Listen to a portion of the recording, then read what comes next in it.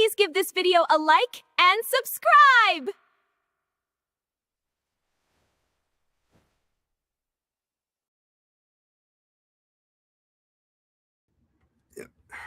All right, good morning, good afternoon, good evening, wherever you may be, and welcome back to Honey Badger Arcade. My name is Brian. I'm here with John, the problematic white guy, and this is the Week in Culture, where we discuss the sort of gaming and cultural news of the week, but try to do a little bit of a deeper dive into some of these things and talk about maybe some stories that not everyone is talking about. So, first of all, I'm going to greet everybody in the chat. So hello to Mr. 0303 over in Rumble. Hello to Murder of Crows. Hello, Art Fours. Hello, Norwegian Black Templar, also in Rumble. Hello, Stream Elements. the Stream Elements bot. Indeed. All right. So, John, how are you doing today? Oh, I'm awesome as always. Actually got a good amount of sleep for what I've been busy with all week, which I was showing you yesterday, and I'm been hired to do some editing for Scooby Pup. And last night when we were doing the Friday night, I basically said, hey, if you want to keep doing this, where you supply me with clips every few weeks, we'll just keep generating out little sizzle reels. So I'm going to be making a whole bunch of animations of hot girls dancing to music, I guess, and try to practice some of my old editing skills and shake the rust off and see what I can do.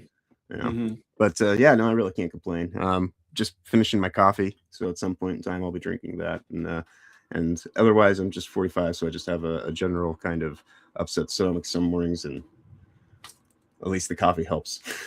So but otherwise, it's a great time, and ready to get into this. All right. Well, I guess we should just jump right into it. So first of all, we are going to be talking a little bit about Steam Next Fest, mainly like how, let's say, how exciting some of the demos are, especially in the indie scene. That's like what I've noticed, that the indie and AA space is really stepping up. But we're also going to be talking about, firstly, this lawsuit. So you guys remember last week we were talking about I think it was last week, I talked about how the Gabe was being sued by, or he was involved in a legal battle against Lee Rothschild, and it looked like he was going to win. Right. And he did win, or at least it looks like he's not going to lose. But unfortunately, now he's being sued by the state of New York for completely unrelated things, which is a weird timing, if you ask me. Like, he beats one lawsuit by a Rothschild, and all of a sudden there's another lawsuit. I'm not drawing any conclusions, but it seems like odd timing. So, but I think he might win this one too. So anyway, on February 25th, New York Attorney General Letitia James, you might know Letitia James as the woman who failed to basically like throw Trump in prison on nothing, on bullshit, involving his real estate, right? Yeah. She had her own real estate issues. Yes. As it turns out, right? Indeed. So anyway, New York Attorney General Letitia James, with her massive track record, filed a lawsuit in New York Supreme Court, New York County, accusing Valve, the maker of Steam and games like Counter-Strike, Team Fortress 2, and Dota 2, of promoting illegal gambling through in-game loot boxes. So they're suing for loot boxes, guys.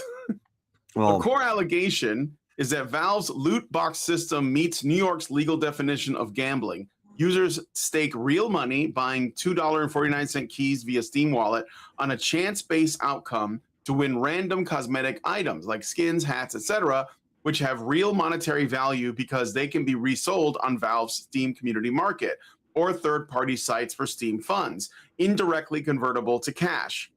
Odds heavily favor low-value items, 80% for cheap mil-spec skins in Counter-Strike 2, mimicking slot machines with near-miss animations and addictive variable rewards. The suit claims this violates New York Constitution Article IS-9 and penal laws, and there's like all of the legal mumbo-jumbo, promoting gambling in the first and second degree, especially harming minors, no age verification, 13 plus self-check. So like, age verification insofar as if you're 13 or over, you can like basically say I am 13 or over, so I can play this game. So they're basically saying no like real ID or anything like that. Yet kids dominate, especially young CS esports pros. Studies show early gambling exposure quadruples addiction risks. This is according to studies, leading to debt, theft, mental health issues, real world violence ties from gun glorifying games. James called it quintessential gaming that's addictive, harmful, and illegal. This is see this James. I want to see who this James person is. Hold on, that made this claim. Well, I always think. Oh, it's the Attorney General James. Right. That's Letitia James. That's who it is. Yeah. So she's using this stuff to like, justify this lawsuit. Right. Because we all know how many times games led to war throughout history. Yeah. Well, these are like old, fucking, very old, like Johnson. What's his name? The guy, the Mortal Kombat and Doom guy. His name was Johnson. So I forget the first name. Yeah. Or am I wrong about that? It's been a long time. But it's the same guy, Hot Coffee. Yes. Wait, is it the same guy? Yeah. I remember I remember that the guys at Midway, before they became cringe, they made like a special fatality that you could do on him specifically. I remember that. You could like kill him and Jack Thompson. Thank you, Zach. Jack Thompson, yes. Yeah, thank Jack you. Thompson. Yeah. But Jack Thompson has since like retracted a lot of those comments, and his primary concern was children. So I'm not even gonna say it's the same as what these people are doing, like people like Letitia James and New York. So as of today, they just filed this suit. Things are just getting started for Valve. No public response, no court filings, no motions, no hearings, and no official comments despite outreach from media like Ars Technica, AP, and Engadget. Gamers are split online. Some back anti-gambling pushes, others decry overreach, but legal experts view New York's case as a long shot. Courts have dismissed prior loot box suits for not fitting traditional gambling. And judges hesitate to expand old laws without legislatures acting. Steam funds aren't direct cash. Resale is indirect. So it's a novel case, but I'm bringing it up not because this is an issue to do with the loot box itself, because loot boxes are something that can be a problem. I'm not a big fan of them. I think that if you can earn them in game, it's fine. Like Overwatch, for example, when I used to play it, I never spent a dime on anything, and I like unlocked a lot of stuff just by playing the game. So if you can do that, I think Star Wars, one of the Star Wars games, Battlefront games had that, like one of the later ones. Yeah. Go ahead. Yeah. No, I'm saying if it gives you the option to spend money on it, then whatever. I don't really care. It's you can do with your money what you want. But my issue is not any of that. My issue is that they're using the existence of loot boxes as a pretense to try and break Valve. And I think that's like the real conversation, right? Right. Like, so yeah, I don't know what you think about that. Well, it is, like you said, convenient timing of it all. It is almost seemingly a humiliation ritual of sorts. Just kind of putting someone through, because like you think about how loot boxes have their own connections to Pistain Islands. I know we won't go too far probably into that, but Epstein himself, one of the things that was found in there is about how he's really kind of behind doing all that kind of stuff. So the timing that they're just kind of putting this off on yet another thing that can kind of distract from that, especially somebody that is going up against these people, because you said it was it the Rockefeller or the Rothschilds that he won his case Rothschild, Lee Rothschild. Right. Yes. So if it was Rothschild directly, I mean, Epstein was basically the mouth of Sauron to Rothschild being the actual eye makes you itself. wonder why they're going after Steam so hard. Right. So yeah. I mean, it does just kind of seem all too convenient, because I too am not a big fan of profiteering, tokenization, the commoditization of things. You can bet on they call them trades, like Kalshi and all that kind of stuff that they've got now, where you can like basically bet on predictions of things to happen, and they just pay off. So, but yeah, that's what I'm saying. but People yeah, turn everything into gambling. It's right, it's far from being a right, video game thing, right, right? right, People and bet yeah, on like like elections. They bet on sports. Obviously, sports betting has been right, huge lately. Like right. I see it everywhere, and I'm like, Yeah, so the singling out of Valve does seem a little bit hollow. very, especially because New York is, like a big sports city as well. And I'm sure that lots of sport, I mean, isn't what's the guy's name? Dave Portnoy, who Yeah, he's like a big the sports bet Barstool guy. Isn't yeah, he in New York or the state of New York at least? I don't know. somewhere Sure. around there, but I think it's that, or maybe Boston. I don't know. Barstool guy. That's what you're talking about. Yeah, though. Barstool Sports. That's the guy. Yeah. Yes. Exactly. Yeah. Yeah, no, Gavin is not in the files, Art Force. That's kind of like, this is the thing that's interesting is, like Blizzard, because I just mentioned Overwatch.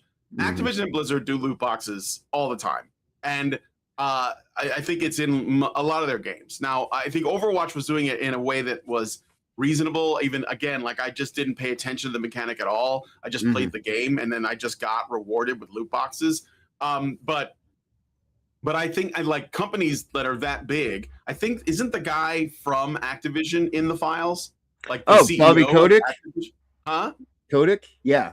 Yes, Kotick, yes. Yeah, totally. yeah, and totally. this is important too, because it really, people talk about, like, in terms of the Epstein files, we're talking about like elites, I prefer to call them parasites, but not just what? I say I prefer to call them parasites because they're just in positions of power, but they feed upon the host. But yeah, I know what you're saying. but my point is that we're talking about elites, and I think that I'm sure that my audience doesn't think this, but a lot of people don't consider the gaming industry to be on par with, like, things like Hollywood. Right. And if I said, oh yeah, this Hollywood celebrity is in the files, people will be like, oh yeah, of course, sure. Kevin Spacey, right? I think George Clooney is in there. Yep. A couple of women from The View are in there. Whoopi Goldberg, Joy Behar, they're both in the files too.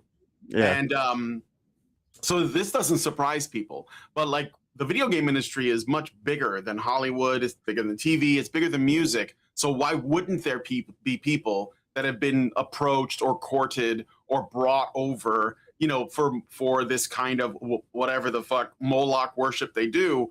And some worship Moloch's, some worship Baal, but ultimately it's Baphomet, whatever. Yeah, ultimately it's all about worshiping transhumanism. Yeah. So, anyways. So yeah, just like, I don't know how this is gonna go. I think that it's a long shot, and again, it's not just bad because of the reason I said it would set awful precedent. In fact, I would guess that most large studios that engage in this kind of practice, and not necessarily just gaming studios, but also, like people, people play betting games on their phones, right? They play slots and like what are the other ones? They do like casino things, like blackjack and shit like that. Yeah, they do that on their phones, right? Right. So yeah. They'll. I mean, one Kick exists as a way to kind of launder online betting. Oh yeah, gains. Yeah, the company that owns Kick is an online betting site. Yeah. So yes, Kick's just kind of it's there to that's why it's a lot of people say that it's so botted, is because it's not really even about having a viewing audience. It's so botted. It's about having a way to kind of cycle. It's weird though, because some people really made it big on Kick with like human beings. Right. I think like Asma. Oh yeah, I'm sure it's like anything. The size of your community builds out, which actually I know it's not something that we have planned to talk about today, but my friend Tomby, who helped me with the FFS Discord all the way back when, he started a new independent website called streamers.com that's all about content creators and stuff like that, so to rally around and not have to worry about the stuff that Discord's doing and shit like that. I don't know if it's got like a full-on community connection point right now, but it's a hub for like all sorts of stuff, especially if you do online live streams for overlay arts, um, all sorts of crazy stuff. But I know it's not really the point that we're on about, but it's kind of there in terms of ways that you can do stuff to kind of deal with where we're at with this shit, But anyways, like I said, I don't want to go off the rails too much about it, but it just kind of got me thinking about it tangentially. No, it's okay. It's okay. Yeah, I don't have like a whole a ton of stories today. So, but all right, let's look at what you guys are saying, and then we'll move on. I suspect that this is going to go nowhere, but I thought it was worth pointing out because there is another attack on Gabe, and I don't think it's going to stop with this. They'll probably find something else. So it makes you wonder. Just gets me thonking. Give it me a big thonk. So yep, exactly. No, it does. It just is one of those things that seems quite convenient right now. Like Gabe gets. All right, let's see what you guys are saying here. So let me see. Good morning, Master Goa. Hello, welcome to the show. Norwegian Black Templar says the Eye of Sauron is gazing upon Gabe N. Yep. Mr. 303 says loot boxes are gambling, but they are far from the worst offender. Yeah, that's exactly right. Their priorities are all backwards. Then he says the CCP gotcha garbage will just laugh at their faces. More of those are coming too. I don't know. I think people are gonna get tired of that anyways, because the game's got to be good, right? So ultimately. Yeah, Norwegian then says they don't understand that if Valve is at fault for this, then every gaming corporation that applies gambling mechanics is. Yep. Art4 says Valve doesn't set item resale prices. They don't. Right. No, that's the market itself. Mm-hmm. It's just an open marketplace for people to, save some money with just a point progression system. As much as things are commoditized, you get points for using Windows these days that you can cash in for this and that. Everything has become so tokenized and commoditized. That's kind of the state of reality that we're in. So to go after Gabe, I don't know, it's just kind of one of those things where before Grand Theft Auto 6, Gabe gets got after by the Gabe's NWO. done two lawsuits against powerful individuals before GTA 6 comes out. Right. I didn't pick GTA 6 as one of the stories, but I'm sorry, that's going to be a disaster. Like I'm calling it now. I think that they're doing a bunch of rewrites, and it's probably because the winds have changed, and they're trying to adapt to make sure the game sells. I think they may have. How much have they spent on developing the game at this point? If anybody knows. I can't. I'll leave that to people in the chat. Yeah. If you guys know, let me know. If you guys can I think it's like coming up on $1 billion. That's insane, but it might be. Easily. Anyway. I mean, it will make money still, but yeah, it's not if they're at a no. I don't know, maybe, but I think about how many people went along with COVID. We live in I know, but I mean, I think a lot of those people woke up from that too. I think that the COVID was a good wake-up amount, call for a good amount, right. But I know people that are happily waiting for it. I don't want to take too long. Sure. No, I know. I'm sure there are. But it is clear that they certainly had some plans. I wonder if they're going to make the LGBT parade something that you can actually run over and cause violence in. No. Yeah, well, exactly. They're gonna have pride parades in the game. What are they gonna do? That's exactly right. But okay, anyway. I'm getting that. Yeah. Okay, keep moving forward. Mr. 0303 says, I refuse to play games with loot boxes or microtransactions. Norwegian says, meanwhile, no one bats an eye at the Vegas Strip. Well, yeah, because who runs Vegas? Gabriel Phelan Lucas says, Gabe in a boss rush. Yeah, it's a boss rush mode. Zeranx gives a Rumble rant. Thank you, Zeranx.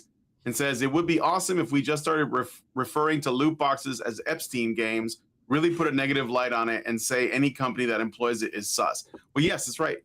Jeffrey Epstein was one of the people who like pushed like essentially loot boxes into the mainstream. Right. That, and he was one of the people behind 4chan, which oddly enough, it was the Anons there that exposed the Pizzagate files all the way back Yep. when, because Mhm. they said, "Hey, are they using the same coded language that we are?" It's like, yeah, the people that were behind the site are the ones that gave you a place to Yep. use. So they just made it. It's kind of one of those weird connections where a lot of very questionable people who seemingly are involved in this do like child protection charities and things like that, and somehow they just the rot as it applies to all that stuff is there's a lot of people who put on a direct mask of what they're doing. It's like all these politicians who preach the family values then get caught at an airport in a sticky situation in the men's room, Truck stop. Yeah. right, or some shit like that. I mean, but yeah. All right. Anyway, okay. So let's see. Gabriel says Vidya is the #1 most lucrative entertainment industry. Yeah, it is way up there. Art Force says the argument just seems insane. Loot boxes are gambling because people can resell items. Yeah.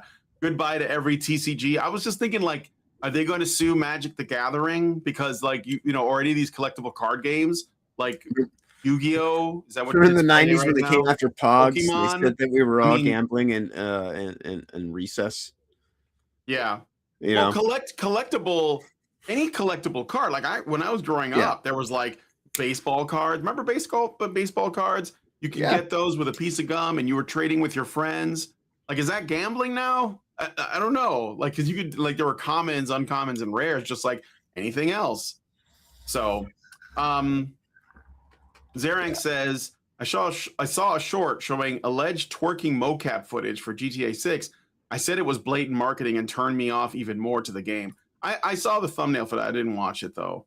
Yeah, I mean, the thing is too is that it's getting to the point now where I think motion capture has its place, but it's getting to the point now where there's the line between like actual, I don't know, video game art and just like real life is like really blurry because they're just motion capturing everything. Mm-hmm. So if they're motion capturing everything, then are you even like how much of it is a video game? Like, I mean, I'm saying, you know what I'm saying? Yeah.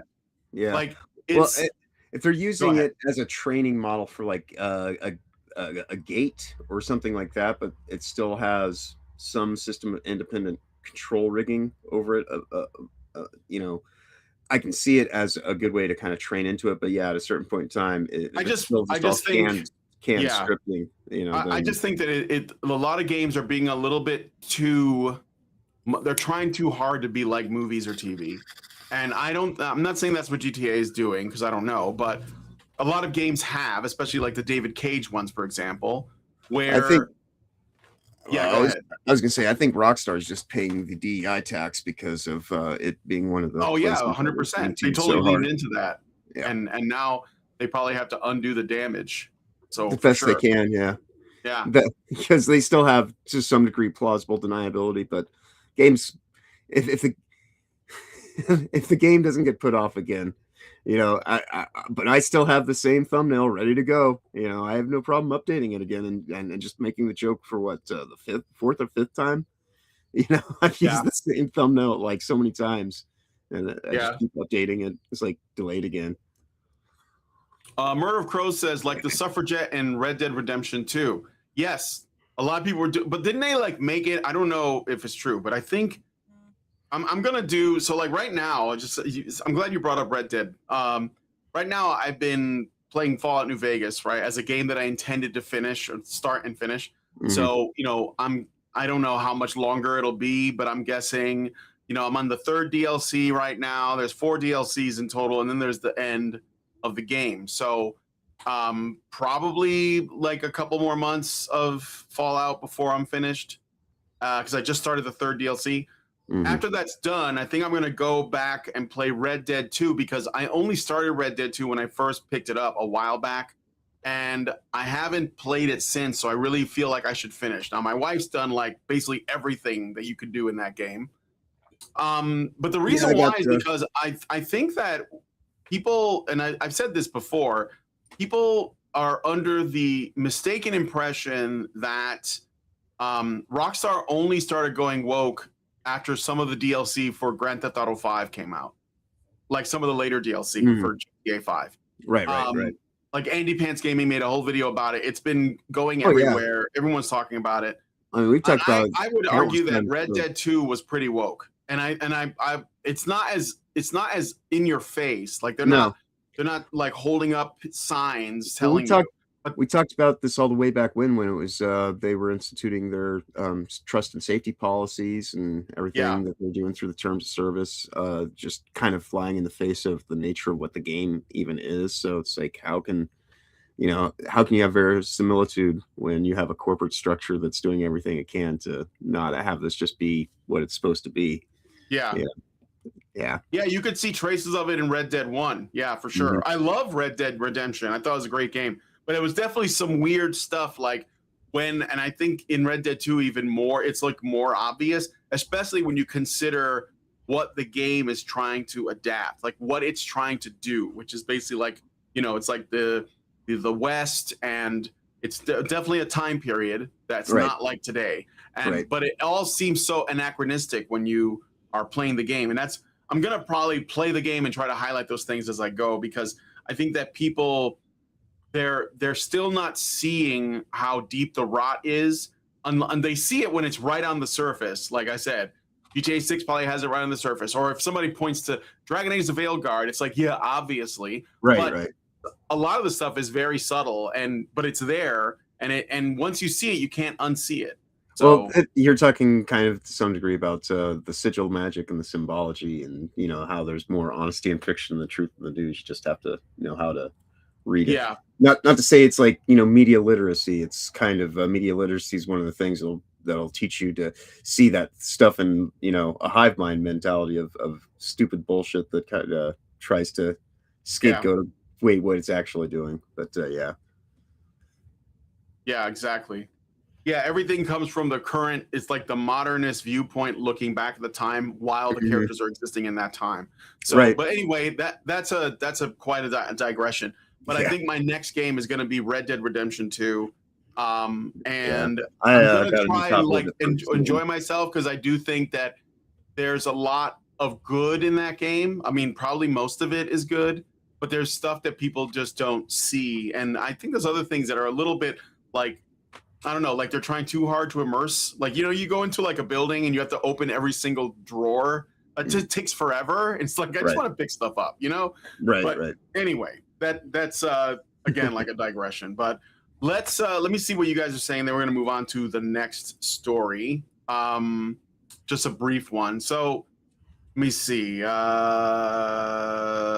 guys are just talking about twerking. Gabriel says you should be done next month with Fallout. Okay. I guess it says you can see Trace in Dead. What? I was gonna say, I guess at this point, I'm getting paid to, have virtual women do twerking and just editing around it. So yeah.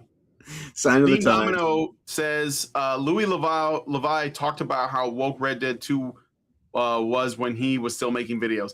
Yeah, I talked to him a little bit on Discord years ago. We talked about Red Dead 2 before he made that video, because I had just started playing it.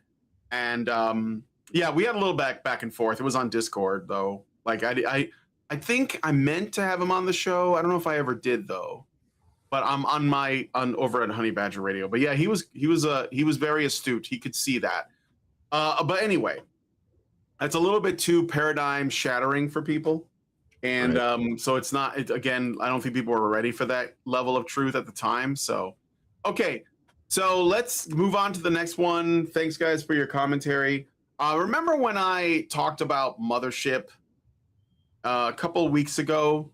It was a website. It was like a website, like a new journalist website for like queer people or something. A lot of the fallout from the recent layoffs at other places, yes. Yeah, and a lot of people that work at Mother, it's basically like run by a bunch of women and troons. And they were going to be doing games journalism, but you have to like subscribe and pay them and stuff, because they're not able to like make it in the industry these days. So first of all, game journalism itself, at least in the like, you know, let's say professional sense, like if you're on Kotaku or Polygon or something like that, is not what it used to be. It's a shadow of its former self. It still exists, but nobody really cares about them as much anymore. I think And get so, better coverage from people that yeah, like operate at gamers. this level. Yeah, Like there's plenty of like just regular gamers that just, you know, record some footage and they just talk about their game and that's it. Like they're not. Dr. Disaster, J Viper, Hypnotic, Yeah, you know, yeah, Smash JT, obviously, you know, a lot of there's yep. you know, so many places that people watch around here that get better coverage on things. You know, Yeah. spend the So there entire was show this. listing names. So I joined Mothership. I didn't pay them. I Right. just added myself to their email list so I Right. could see what But they were going to yeah, be writing about. I do the same Yeah. thing with GDC still. Which, GDC. yeah, Okay, there you reminds go. me. Yeah. I got some new emails. I need to check, see if there's any kind of insanity in there. Yeah. So and I was curious, like what kind of articles they have, right? So I thought I would share a few. God, this is be a new segment. A few titles. I'm not going to read the articles because most of Right. them Are are paywalled. What? Paywalled, probably. Well, most of them are paywalled, yeah. So they'll just give you like a little bit of an opening, and they'll be like, "Want to read the whole story?" Right, right. Oh yeah, but some of them are relatively like bland. Like there's one opinion piece that's called "Video Games Need to Do Better Than Treating Skin Like Skins." Painting skin color as an inconsequential aspect of identity erases the unique ways Black bodies navigate the world. And then they show, I'm not kidding, this is real. And they show like some, you know, like boxing game. It looks like a River City type of thing. I actually kind of like this art style. And because there's a guy with dark skin and spiky hair, they're like, that's not black. So, you know, this is the kind of stuff that you can expect to see. There's Dear Mother, here's another one. They have advice columns too, guys. I don't know if you need to know that, but what's this have to do with video games? Dear Mother, what do you do when the fascists get you down? When you're acting in good faith, it's hard to understand that other people simply aren't giving you that good faith back. And there's a lot of there's a lot of shit like this. Advice columns, really? Right. But here, this one jumped at me as my favorite. This one jumped out at me as my favorite, at least so far. I didn't want to lose too many brain cells, so I didn't like read too many articles. Right. But this one struck a chord with me and it made me chuckle. A not at all mandatory list of video games Black folks should play at least once. And I mean, I didn't get into the reasoning because it's one of these, again, behind a paywall. Right. So, but here's the king of the universe or whatever from Katamari Damacy and the protagonist from Gravity Rush and this one from Jet Set Radio, I think.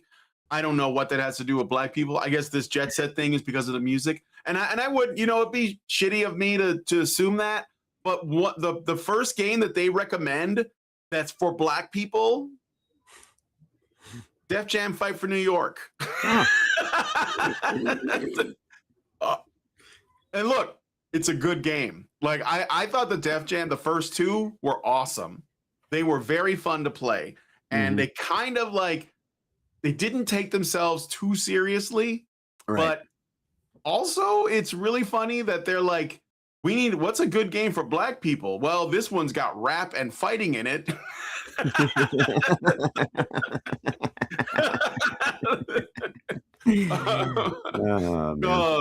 But I don't know if you guys have ever played Def Jam. I think it was Vendetta when it turned into a side-scrolling. Yeah, when it became the side-scrolling fighter. No, they were both. Wait, wasn't Vendetta? It wasn't a side-scrolling fighting game, was it? No, I think that they were both kind of like in the first one was a wrestling game, straight up. Yes, I think you're right. Yeah, and then the second one was more like you can pick different martial arts styles. Right. I might be getting the names a little bit confused because it's been forever. But the second one, we made a character called Shovelhead, who was just like this little squat dude with like the most blown out face. Yeah, no, it was a great game. You made a character named Shovelhead? Yeah. I mean, it was like his How face was. customizable how good was the character customization in that? It was pretty great. You could make we made like the super deformed dude though, short as hell and like fat, wide, and named him Shovelhead. Yeah, it was it was good times. But yeah, I mean, I can't fault the games, you know, like, but it is kind of funny. Is that generally your approach? Is when you get customization, you just make your character as freaky as possible? It all depends on what I'm doing. Because like I said, I got gifted Fallout 76 on Monday night, so I made a version. Okay. I made a version of myself in that because it's not too terribly hard. I actually I'll send you I can send you an image in Discord if you want to bring it up. But I know we got Sure. All right. Yeah. Let me see if I can find it real quick. Yeah, Norwegian says I'll be disappointed if Relooted isn't on the list. Right. Well, I don't know. I didn't see the full list. I just saw the first item, which is Def Jam 5 for New York. Relooted to the reparationing. The what? The reparationsing. Yeah, the Relooted to the reparationsing. I don't know. Relooted's not making any lists right now. I think the only people playing it are hate playing it. Like they're playing it to shit on it.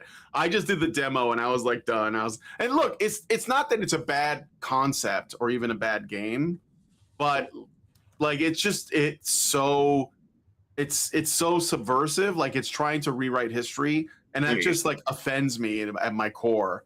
You know, it's just lying about history. Right. Like, no, we're not doing that. No, thanks. You know, it's gross. But anyway.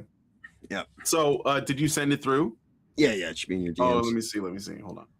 I'm gonna look at your thing. Oh shit, that's pretty good. I'll just drop it in here and share it. So there you go. That's John's Fallout 76 character. Problematic. Is that when you were on the then when you create the character in your sort of like how Fallout 4 opens up? Okay. Yeah, you're right. So chronologically, it's the first game in the series. So you're at Vault 76 when it opens up, and so you literally just do a character creator and talk to a few bots on your way out the door. So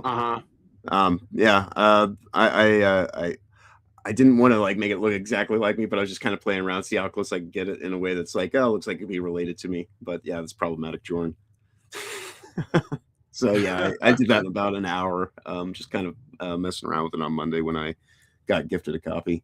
Gotta get some sunglasses now in the game. Yeah. Oh yeah, definitely. I mean, that is one of the first priorities. I'm not lucky enough to be like Toasty. She just went walking around. And everybody. Oh, you can't do a little bit of gray though, because you have some gray, don't you? I wish.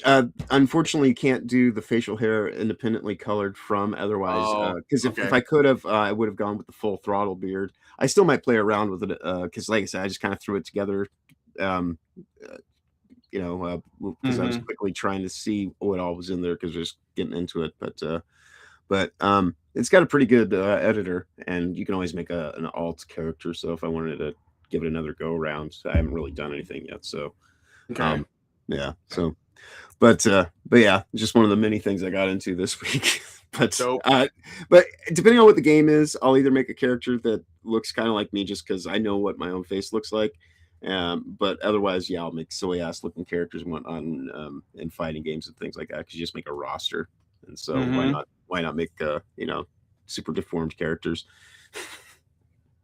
Yeah, for sure. I think the mothership article too. I think that what they're getting at is honestly, if you're not playing a game that has either black characters in it that you play as, or the ability to make black characters, then you shouldn't play it at all, or it's not for you, which is ridiculous. Like if you're that pathetic, then okay. But anyway, all right, let's move on to the next one. Let me see what you guys are saying before we do. So let's see. Norwegian says there was a Baphomet hand sign in Forrest Gump when Jenny goes to a hippie event. As above, so below. Indeed. Yeah, a lot of people miss that stuff. I saw like a pretty good video. There's this channel I've been watching lately called Screenwashed. Have you guys ever heard of this channel, Screenwashed? Can't say I have, but I might have to you haven't, or you have? It's brand new. They do videos on movies that essentially like are more like subversive than you think, and it kind Oh of yeah, the explains symbology and the how. central magic. Well, not yeah, but also in the way that they're written, like there's like an emotional trick that he talks mostly about how it manipulates people through How they these get into kind the of like algorithmic, yeah, using sound cues and all that kind of stuff.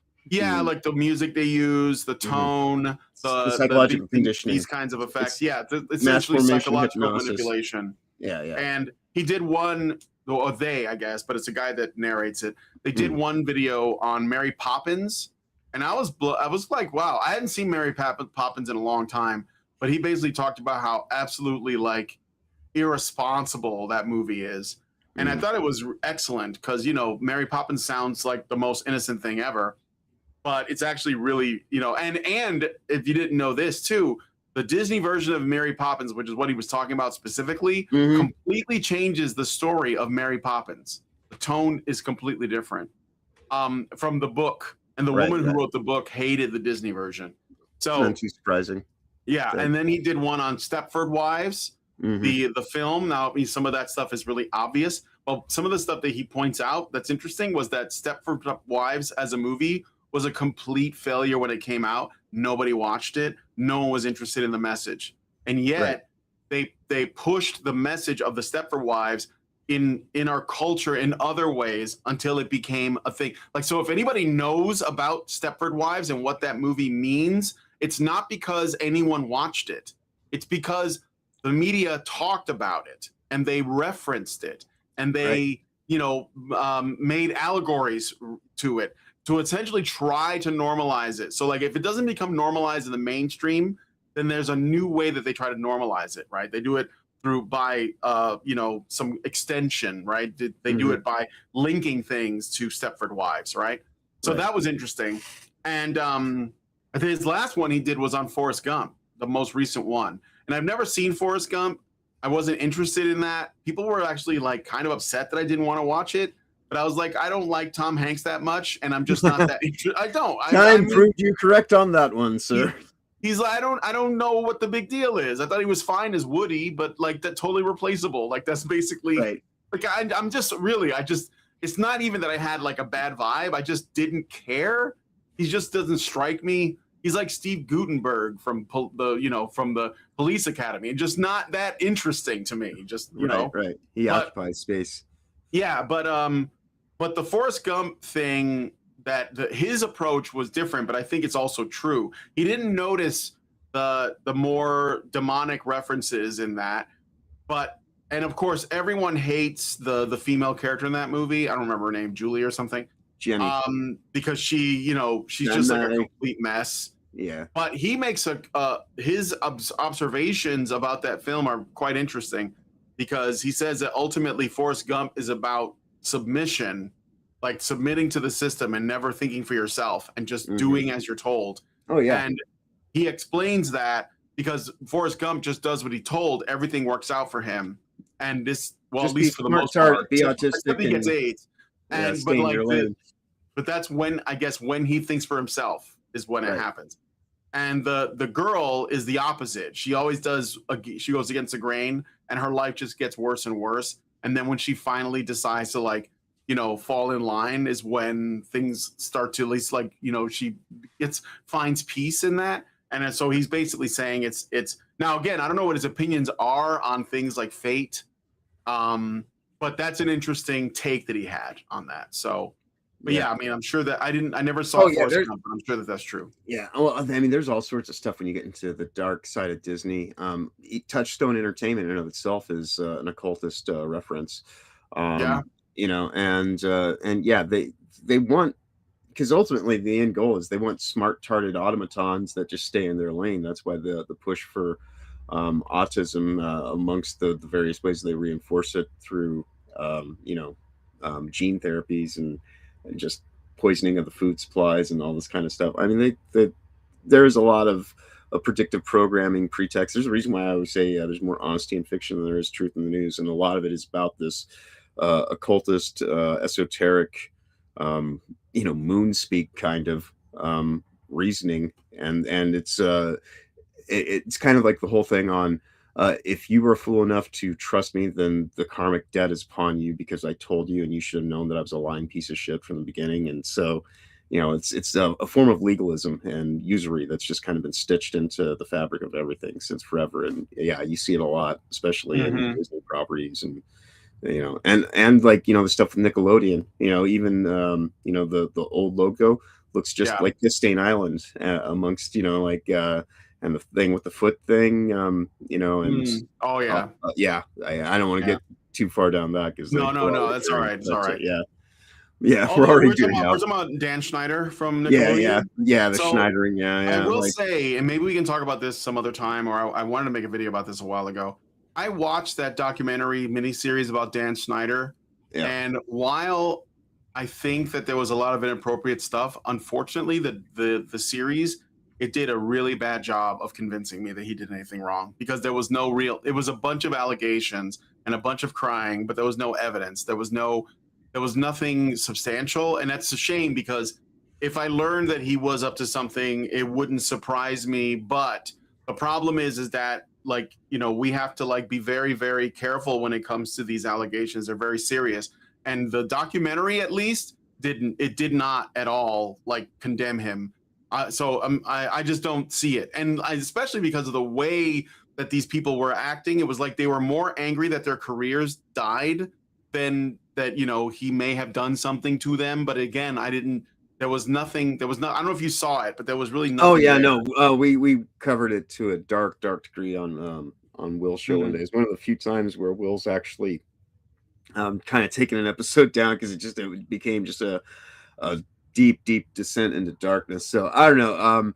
When in light of where we are, I don't trust. My current MO is DTA on anybody, especially people that operate at high levels of various forms of potential compromise to corruption. Because at any level, especially when you're talking about where they operate from in Florida and things like that, there's a whole bunch of things that just kind of the agencies that are employed in child entertainment specifically, that's a whole other deep dark web in and of itself. And so there are levels and degrees of all that completely stitched into that whole system, and that's part of the reason that they do put the symbology and things like that in there, because otherwise because it's how they're able to kind of hide away that they're getting kids to do these things and for these ritualistic purposes, at the end of the day. But it's just it's for acting. And then I don't know, it's nothing that's at the surface these days that meets the eye directly should be taken as 100%. I don't know. I just try to get a lattice work of information. I mean, I think if people have if they're committed to believing it, I'm not going to tell them they can't. I just think that, we should be very careful about, again, making allegations without real evidence. So, but anyway, let's see what you guys are saying, and then we're going to move on to the next one, which I think you guys are going to like. So, Zering says, I don't like making myself in games, even though I've been told I sound like a white guy. Many of the male voices feel wrong when paired with my face. Norwegian says, I made myself in New Vegas by picking male Caucasian, then one of the presets, silky smooth character creation. Yep. Yeah, no, my characters are generally pretty easy to make. It doesn't take too long to edit really around. That's what I usually try to think of a concept and I make the character based on that. I think the only time I ever made myself was ironically in Fight for New York. Well, like I said, I only do it. I do it because when I got into art school, I went in because I wanted to do character creation, and that one of the ways I learned how to do character editors, because it's like you could actually judge against something objectively. So I could see how test the one what it's capable of or what I'm capable of. So I felt a little dirty about it though, to be honest. But I did do that. But most of the time I just do an idea. I think when I played Fallout 3, I made a Latino greaser guy with like a dirty mustache and a thin mustache. I mean, well, and then what? I was gonna say, in this instance, the reason why I made it look like me was because it's I'm gonna be doing live streams with it. So sure, no, that's fair. Yeah. So it all depends on what it's for. Yeah. When I played Fallout 3, well, that's why I said for 3. For New Vegas right now, I'm playing like a guy. I tried to make him look like Clark Gable, like one of Yeah. those like old Hollywood actors, you know. Yeah. And for Fallout 4, I started a little bit of a Fallout 4 game just to see how it's different because people have different opinions on them. Mhm. I made like a about as attractive as I could with the game as it was. And I made her a woman, like a blonde bimbo, like Yeah. really low intelligence, you know, like just like Nice. really attractive and really good with people. And Nice. so, yeah, so I want to see how it works. I want to see if it matters, you know. Right. So, Right. Yeah. No. anyway, Yeah. My second time through, I'll definitely always switch it up, and I usually go with a female character at that point in time, just so I can yeah, do different playthroughs, be a little bit more conniving, and I usually play male characters if I give the choice. It depends, but I wanted to see how that would work. So, Oh yeah, no, it's a good game for playing out. And the different truth is, builds. if you make a female character and there's like a perk you get that lets you do more damage to male characters. Yeah, there is. There's more male enemies, so you're I think just it's gonna Man-Eater. yeah, Man-Eater or Black Widow or something like Black that. Widow. It's Black Widow. Yeah, Man-Eater's for cannibalism, and then there's Yeah. of course Lady Killer, but yeah, it's Black Widow. Yeah, but there's more male enemies in the game, so you're basically it's a no-brainer. So anyway, anyway, let me know what you guys think about this one in the I got a Rumble rant, sorry. Indeed you do. Xerax gives Novafan gives $1 and says, wasn't the mother in the Disney Mary Poppins movie a first wave feminist? That part has aged like fine wine given the outcome of her kids. Yes, but she was presented as kind of like a useless character. Like, so she was like doing the whole thing, like she was trying to get the vote and all that. But it was because she had so much free time. So there was had more to do with, it was more of a comment on her status, not necessarily her activism, because she wasn't the character you're supposed to like. It was Mary Poppins you're supposed to like. So to relate to. But yes, she was. She was a suffragette or a suffragist. I'm not sure which. Okay. So let's move on to the next one. We're going to do a little follow-up on Highguard. So gotta get it in while it's before it's too rotten, because the freshness Highguard, it's not looking good. So on February 26th, Bloomberg's Jason Schreier published, quote, the story behind the failure of Highguard, revealing that Tencent Holdings, Highguard's secret primary founder or funder since 2021, has abruptly pulled their financial support roughly 2 weeks after the free-to-play shooter's January 26th launch due to catastrophic player retention failure. 90% drop-off in 1 week. And they only had a peak of 100,000 players. That is not good for a game of that side. And look, it was free. It was free to play. It didn't cost them anything. Highguard developed, well, it didn't cost anything to play, but nobody wanted to check it out. I can't believe Jeff Keighley's pushing of this game wasn't 100% organic, and it was actually directed by a foreign investment opportunity that now has completely decided to pull out when it all goes tits up. And it's almost as if Tencent gets by on the idea of sinking Western developers and then putting out good games themselves, ensuring that they have a better chance in the market, playing both sides. Wow. Sorry. No, it's fine. I mean, Highguard is this is, oh god, this is tragic. But who could have seen it coming? It is tragic. Yeah. No public. I'm sorry, go ahead. I was just gonna say it's like tragically hilarious. I mean, this is an epic fail. That thumbnail I made of it doing a face plant, I mean, everybody saw it for what it was. It was a simple gag, but this is so Concord territory. Yeah. So, all right, what were the issues with the game? At launch, there was an overly complex, bloated mechanics, voice chat dependency, so you couldn't really play it on your own. Large empty maps, tedious looting and mining remnants, missed without broad testing, hubris in chasing Apex's secretive success amid saturated hero shooter market, which is another issue. Is very saturated market right now. I mean, like it got mixed reviews. And again, if you're a gamer and you're looking for even if you're looking for something new, like if you're not fine with playing, Warframe, Destiny, Team Fortress 2, Overwatch, Marvel Rivals, not Raid, what's the one? Apex Legends, whatever. I mean, I'm sure there's more you could think of. Oh yeah, Then endless. why would you, even if you wanted something new, this wasn't really like up there, even because there was already so much available. Right.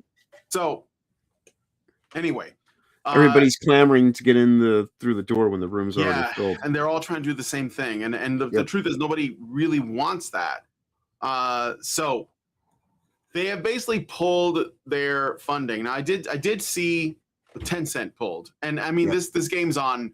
It's not long for this world. It's not on life support. It's in hospice. Like it's basically, only they already cut all their various stateside managers.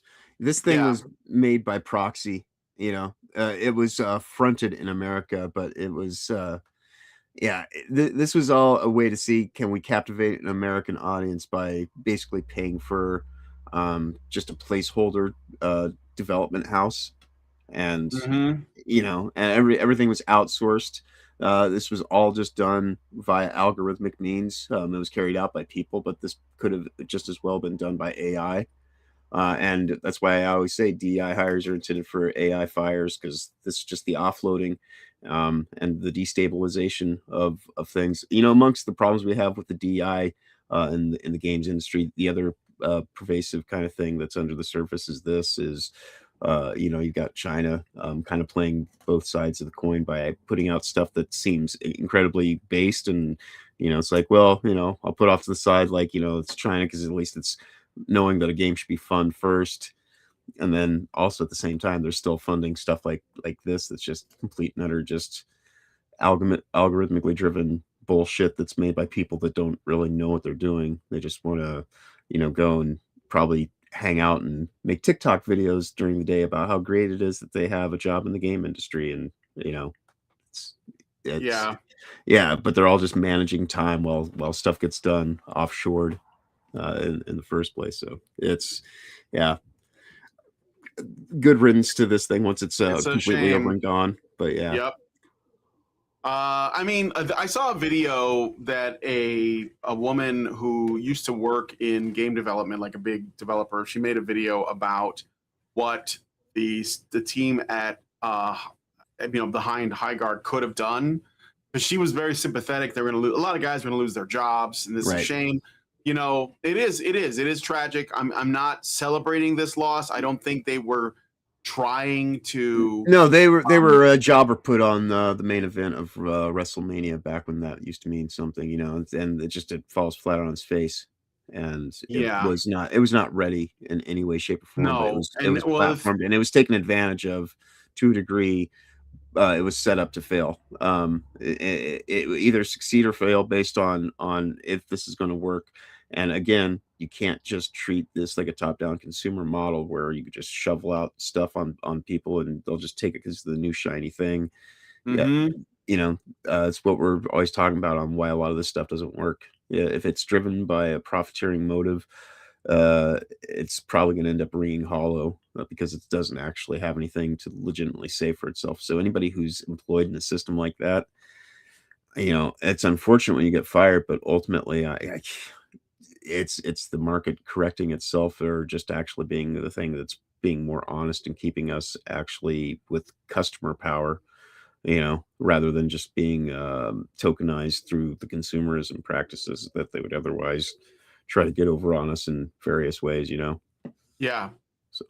Well, what she suggested, and this is what I was going to say, and hopefully they'll do this. She said that firstly, they should not have revealed the game in the way that they did. She doesn't think that the Game Awards is the way to make these kinds of announcements. She also thought that there was a little bit of hubris because they thought, Apex Legends did really well. This is going to be fine. And it didn't work out that way. Like they were trying to ride on that. Well, I totally agree with her. Brand power.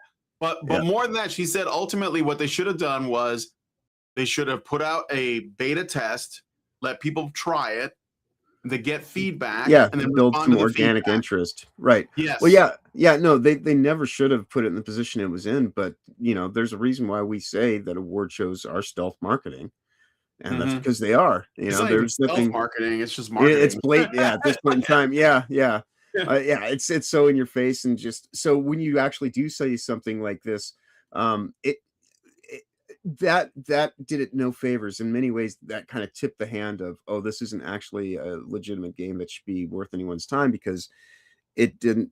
A more confident developer that was actually concerned about their longevity would have gone about it in a different way. But with it just being basically a shell corporation for just trying to see to monetize a player base, and just seeing how well that could be done via a proxy developer, and have all the other stuff taken care of where it's offshored.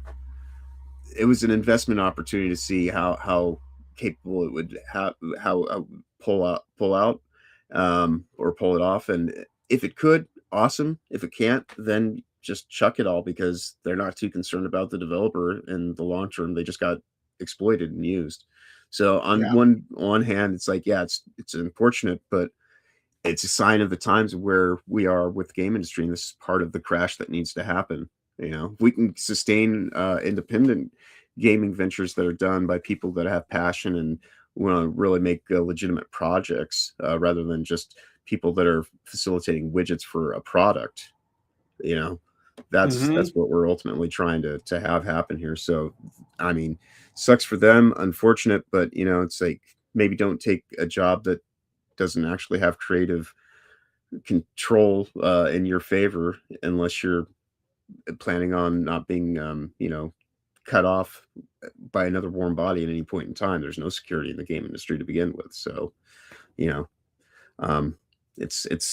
it could have played out differently, but also with what we know about it, there's no other way it could have, given the state of reality of the people that are behind the things that we talk about here on the weekends. Yep, it's true.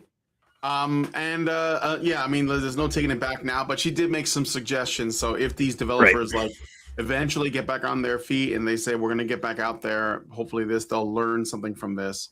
But like I said, it's and the thing is too, and this is also the case for GTA 6, because some people were like, saying that there was an issue with the fact that people were reacting to the first trailer for GTA 6 featuring a woman character. And people were like, see, like when you do this shit to gamers or anybody for a long enough period of time, even if you try to put out something that's legitimately not woke, or at least you don't think it is, but it has some of the symptoms of woke in it, like some of the features, don't be surprised if people have a reaction to that. And I don't.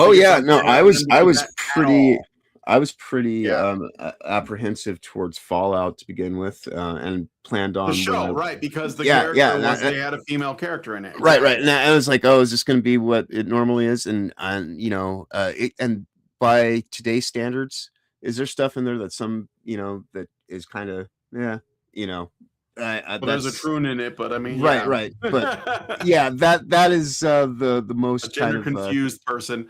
But yes, but that in and of itself isn't even handled, because that's just the actor. I can at least kind of separate that from the character within the game.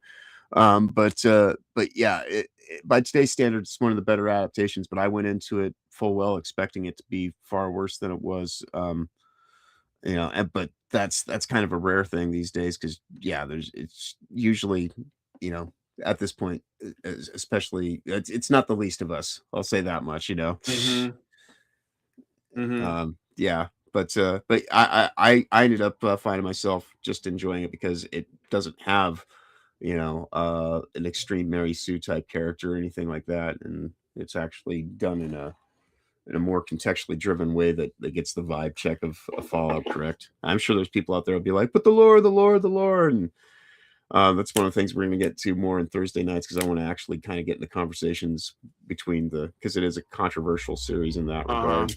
But to me, the games were always made to be games first, and this is actually, it's kind of like arguing about. By the time any of us became fans of Batman, it had already been in existence for decades. So there's always going to be some level of shifts and changes, interplay. Even when it first started out, from game 1 to game 2, they made shifts. So it always has to be accommodating to the state of the media that it is. And if it's a game first, then that's what they're going to do with it. And so the things that we played are elements of the actual story, but I don't think anybody who ever played any version of Fallout as a game has ever played the actual 100% lore accurate telling of what we're going to see develop over the course of how many years this series plays out. Because you know, we've got about a decade before we see the next official Fallout 5 entry, probably. So enjoy what you can get at least, because at least gives you something to talk about in the meantime.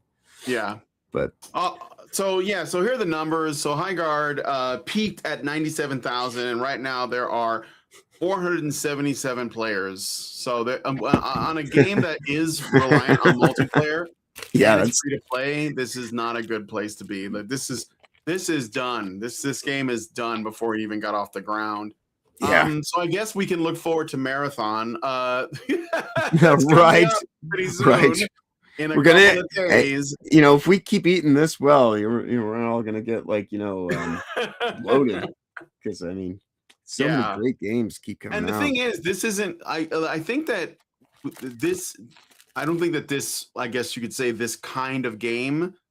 This is being made by Bungie. I don't think that this kind of game, whether it's Highguard or Marathon or whatever, I don't think these games are long for this world. I don't think that people are playing them really. I mean, they've already decided, like, if there is like a shooter, like a multiplayer shooter, they've already picked theirs and they're playing it, right? Whether it's Battlefield or Call of Duty or, Counter-Strike, whatever. Yeah, it's starting to escape my memory in terms of its name. But that one where you were playing together in groups, but you're all basically Iron Man. Shit, that's on the tip of my tongue too. Yeah, Anthem. Anthem. Yeah, Anthem. Yeah. This is just gonna. That's where it's headed. It's We went through a lot of that. I mean, again, Anthem should have been good. I mean, it looked cool. Right. And I think I got to play the demo and I just got bored. I was like, why am I bored? Yeah. I'm a guy in a power armor suit and I'm playing with right. Why isn't this more this should be a much better experience. Like you've got all the tools to actually do something. This is like asking some kind of monkey to just build you a house and construct it. It's like, I technically can use the tools and you can be the best of tools that you have available, but it's still just ends up giving you back this thing. You're like, what do I do with this? I don't know. It was a mess. And it was also a sign of the times too, because it was just another thing that just kind of came out trying to cash in on other properties that were, owned by other development conglomerates, because ultimately you're just getting variations in skins these days. Because that's the thing, is they try to make things to capture this wide net approach and they ultimately make something for no one, and it's not going to sell just because it's made and put out there. We actually do demand quality in these things, and so we're always going to see this, like, until the industry actually learns to stop cashing in on something that became hot for a reason. It probably became hot for a reason because it was actually made by people who gave a shit about it in the first place. And when you're just trying to ape these mimic these things that came before, there's always going to be a point that it breaks. That's what happened with Anthem, and that's what's happening right now with these games. Just, they need to learn, and they're gonna do one of two ways. They're either gonna change or they're gonna lose a lot along the way and then change. Yep. Till then, the beatings will continue. Until morale improves. All right, well, let us know what you guys think about this one in the comments. Let me look at some of your comments and then we're going to move on to the next story. So let's see. Master Goa says these people are bragging. They are showing off their power by putting the symbols in your face and showing you what they do. Well, they do it for each other. They're signaling to each other, I think. Right. That, and then they also kind of have to, by the way of their weird reasoning, that if you're fool enough to trust them to begin with, then it's on you. It's a karmic form of legalism. Yeah. Let's see. Artforce says, not like the show started it. Do ghouls need to drink? I guess the Bethesda and Obsidian have had conflicts over what the canon of Fallout is, right? Yeah, it changes. It's malleable.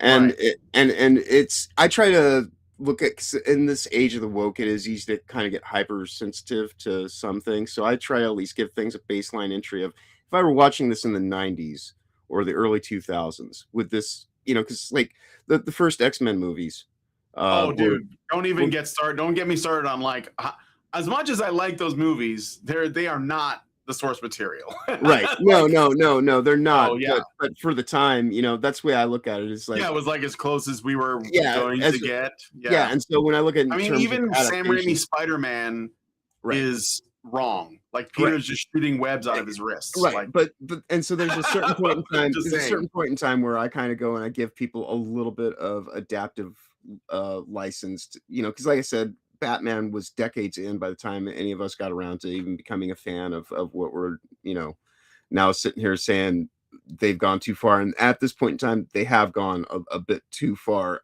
but that's still basing it just off of common sense reasoning, so Yeah. you know because it is easy to kind of almost get swept up in it to where because there are such extreme examples that we highlight here quite often that some things, because that's why I was so apprehensive about going into Fallout to begin with, is because of all the state of now. But when you actually kind of like just give it a little bit of uh room to breathe in terms of what it's doing, it could be far worse, because there are a lot of things that are just putting it in your face specifically because you'll take it, and also they want to get over the whole thing so they can continue to just perpetuate Mhm. the rot that we're all going through all the time.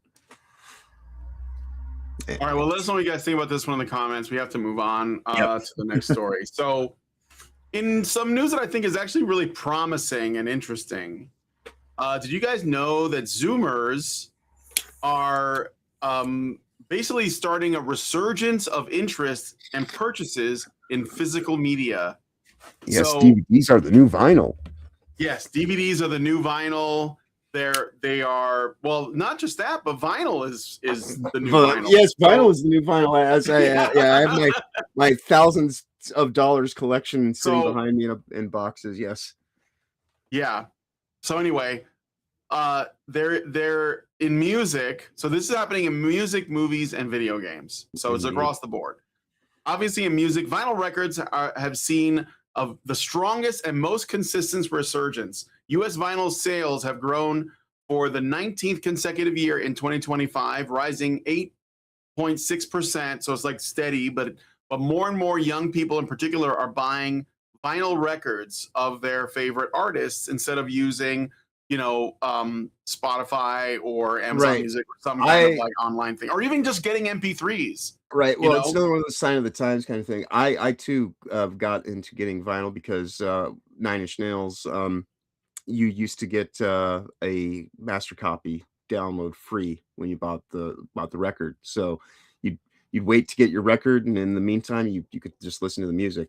Nowadays, it's one or the other, and I've gotten so many Nine Inch Nails vinyls. One actually just came out Mhm. yesterday. They have a remix of the last album, which was just the score and the soundtrack for fucking Tron. But that Oh literally yeah. just came out yesterday, and it's $40 for the vinyl pressing from their site, or $20 to get the actual high res FLAC file. So I'm kind of I don't have much money to throw around to begin with, so every once in a while I'll maybe get something, and it'll be something like a record, and I'm sitting here going, it's so fucking annoying, because at least there used to be a value of getting the record and it coming with the digital file. But I like to have both, because planning for the future with the records, but it is nice to have copies that I can Yeah. just walk around with a little bit easier. But yeah, no, I totally understand Yeah, I have like a keeping hard growing copy record collection. collection. I also have a lot of Yeah. CDs, a lot of But CDs. it's a weird balance though too, because unfortunately there is a lot of uh, disc rot that's happening for all these things that are starting A to lot of be what? decades. Disc rot, you know, Yeah. for CDs, like like they'll just start I've cracking in the noticed. back. I Yeah, I have like a couple of like big cases, right? Of Mhm. like CDs that I either bought or I had somebody burn for me at the time, that are like pre the year 2000. So they're like, Right. you know, 30 years 30 old. years old. 30 Yep. years old. Yeah. Yeah, my And first DVDs I the got CDs were still work, but some of them they've just kind of. It's not because I'm really good to my CDs. They just break right. down No, after they a just while. break down. Yeah, Yeah. because it's a thin layer, and the way that they were trying to always reduce costs and things like that, they made those layers thinner and thinner over time. And so there's certain periods where they're more susceptible, and just there's not anything that you can really even do about it. Yeah, that's why I always try to have digital copies and my hard copies as well. But yeah, if you want anything that's not able to be censored and altered, then you have to have your own decentralized versions, whether Mhm. it's hard copies or your own digital library. But certainly, yeah, getting away from the subscription service is always what I would suggest anybody. I don't pay Yeah. for sub services. I just get a VPN and I'll figure out things other ways. So, Well, yeah, we got to find a way to get. I prefer having physical media if possible. Mhm. But I think we definitely have to figure out ways to preserve Yeah, our music, our I film, our books, and our movies. yeah, I Our still have video a games. Blu-ray drive that I use Mhm. in an external USB 3.2 enclosure. So now I can Yeah. just plug it in. Yeah, I bought a Blu-ray player, even though I have a PlayStation 3 and a PS4. yeah. I PS5 bought a as well. Blu-ray Yeah, player just to have it for watching Blu-ray movies. right, So right. Yeah, yeah. So yeah. So anyway, in terms of music, it's the main, that's making a big comeback. People are getting vinyl. I know it's not quite the same. I know a some lot of people are buying used to buy PlayStation specifically wax. for CD players. Yeah, they're these buying days. PS3s, right? CD, yeah, PS3s for DVDs and PS1s Well, for PS3 CDs. played Blu-rays, didn't it? Right. Yeah. Yes. Yeah. So it was the best Blu-ray It player wasn't you the could get. Yes, at the time, yes. Yeah, it Yes. had and that was just it was better than things that you could buy that were supposedly high end that it cost even more. It still Mhm. had the best stuff in it because it had to, compensate for game loads and everything like that. Whereas the other ones just kind of, it's just the nature of things. They try to reduce costs where they can. So Yep. yeah. But yeah, and a lot of people get PlayStation 1 specifically for hi-fi audio setups for their CD Yep. systems. You can listen to CDs on it. Yeah. Yeah, I still have my PS1, my Xbox. Yeah. PS2 Even the is GameCube, even first though the discs DVD are really player, small on it, you can really. listen to CDs on that. What? Yeah. PS2 was one of the first mass scale DVD players, Yep. Yep. So yeah. So yeah, so anyway, for music, they're going back to vinyl. The reasoning behind it, this is actually maybe even more important than the actual activity, is basically all about ownership preferences and Mhm. uh, backlash against streaming. So for what the kids, they don't like the streaming. They Yeah. don't like the streaming. There's been price hikes. There's been content that's been removed from streaming. So Right. maybe there was somebody on Spotify they liked and they're not there anymore. So I just want to have it to myself, and they want to support the artist because in music in particular, the main way that artists make money is not through Spotify and streaming services. Let's say some kind of contract. You Bandcamp got to used to give be money really good. directly to the artist. You buy their records, Yeah. right? So, Yeah, I got into Bandcamp for the longest time. Then it got bought out, and so now it's it's not terrible, but it's not, it's not as direct with the artist probably as the way that it used to yeah, be. But yeah. but yeah, that's part of the reason why when I buy stuff, I'll usually try to actually even buy it from the .com if they have their own specific merch store, because ultimately that's kind of what it's about. But at this point in time, though, a lot of things are so superfluous that you're better off just buying T-shirts and whatnot or going to a show Mhm.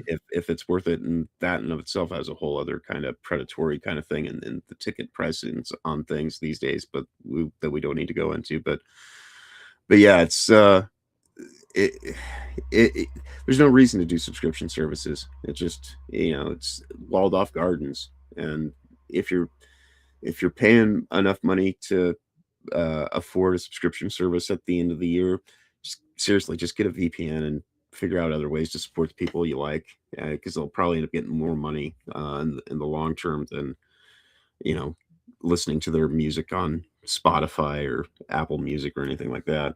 Yeah, yeah. So, all right. So that's the thing with movies. That's the reason because like they say nostalgia could be a reason, but if you're a Zoomer, you didn't grow up with records. So, like, yeah, older people like myself, I Mhm. have records, Oh and I yeah. don't think it's nostalgia so much as I like the sound of records. I think Oh they yeah. sound, Yeah, you the know. sound quality is a very Um, different thing. yeah. I love it. I would have my records, playing if I didn't live so close, Yeah. to the railroad I was tracks. gonna like show you guys some records I have, but it's in the other room.